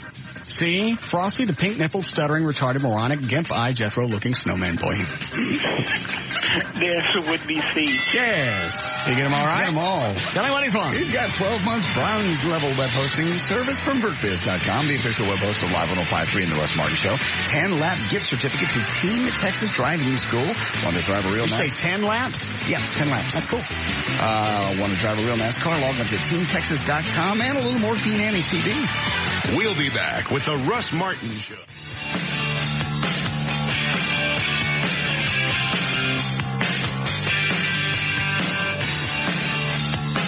All right, it's after 7 o'clock. You got the plugs ready? Yep. Okay. Valerie, you want your website and the plugs? Sure. What is it? Newschick.com. Mm-hmm. All right. You got that? Yep. Then here we go. All right. For information on Sir Mix-a-Lot's new album and his touring information, go to sirmixalot.info. For more information about The Russ Martin Show, to email us individually, go to russmartin.com. To get answers to any questions you may ever have about The Russ Martin Show, it's russmartin.info. And to instantly email us only during the show, send it to studio@russmartin.com. Other show sites include newschick.com, johndavidryan.com, eddieBoyd.com, TreyTrenholm.com, DanAntassos.com, and GailLightfoot.com. Let me see here. And also LarryNorth.com for the workout equipment and training provided by. And everything else is at live1053.com. All right. We'll see you guys tomorrow. See ya. Yeah.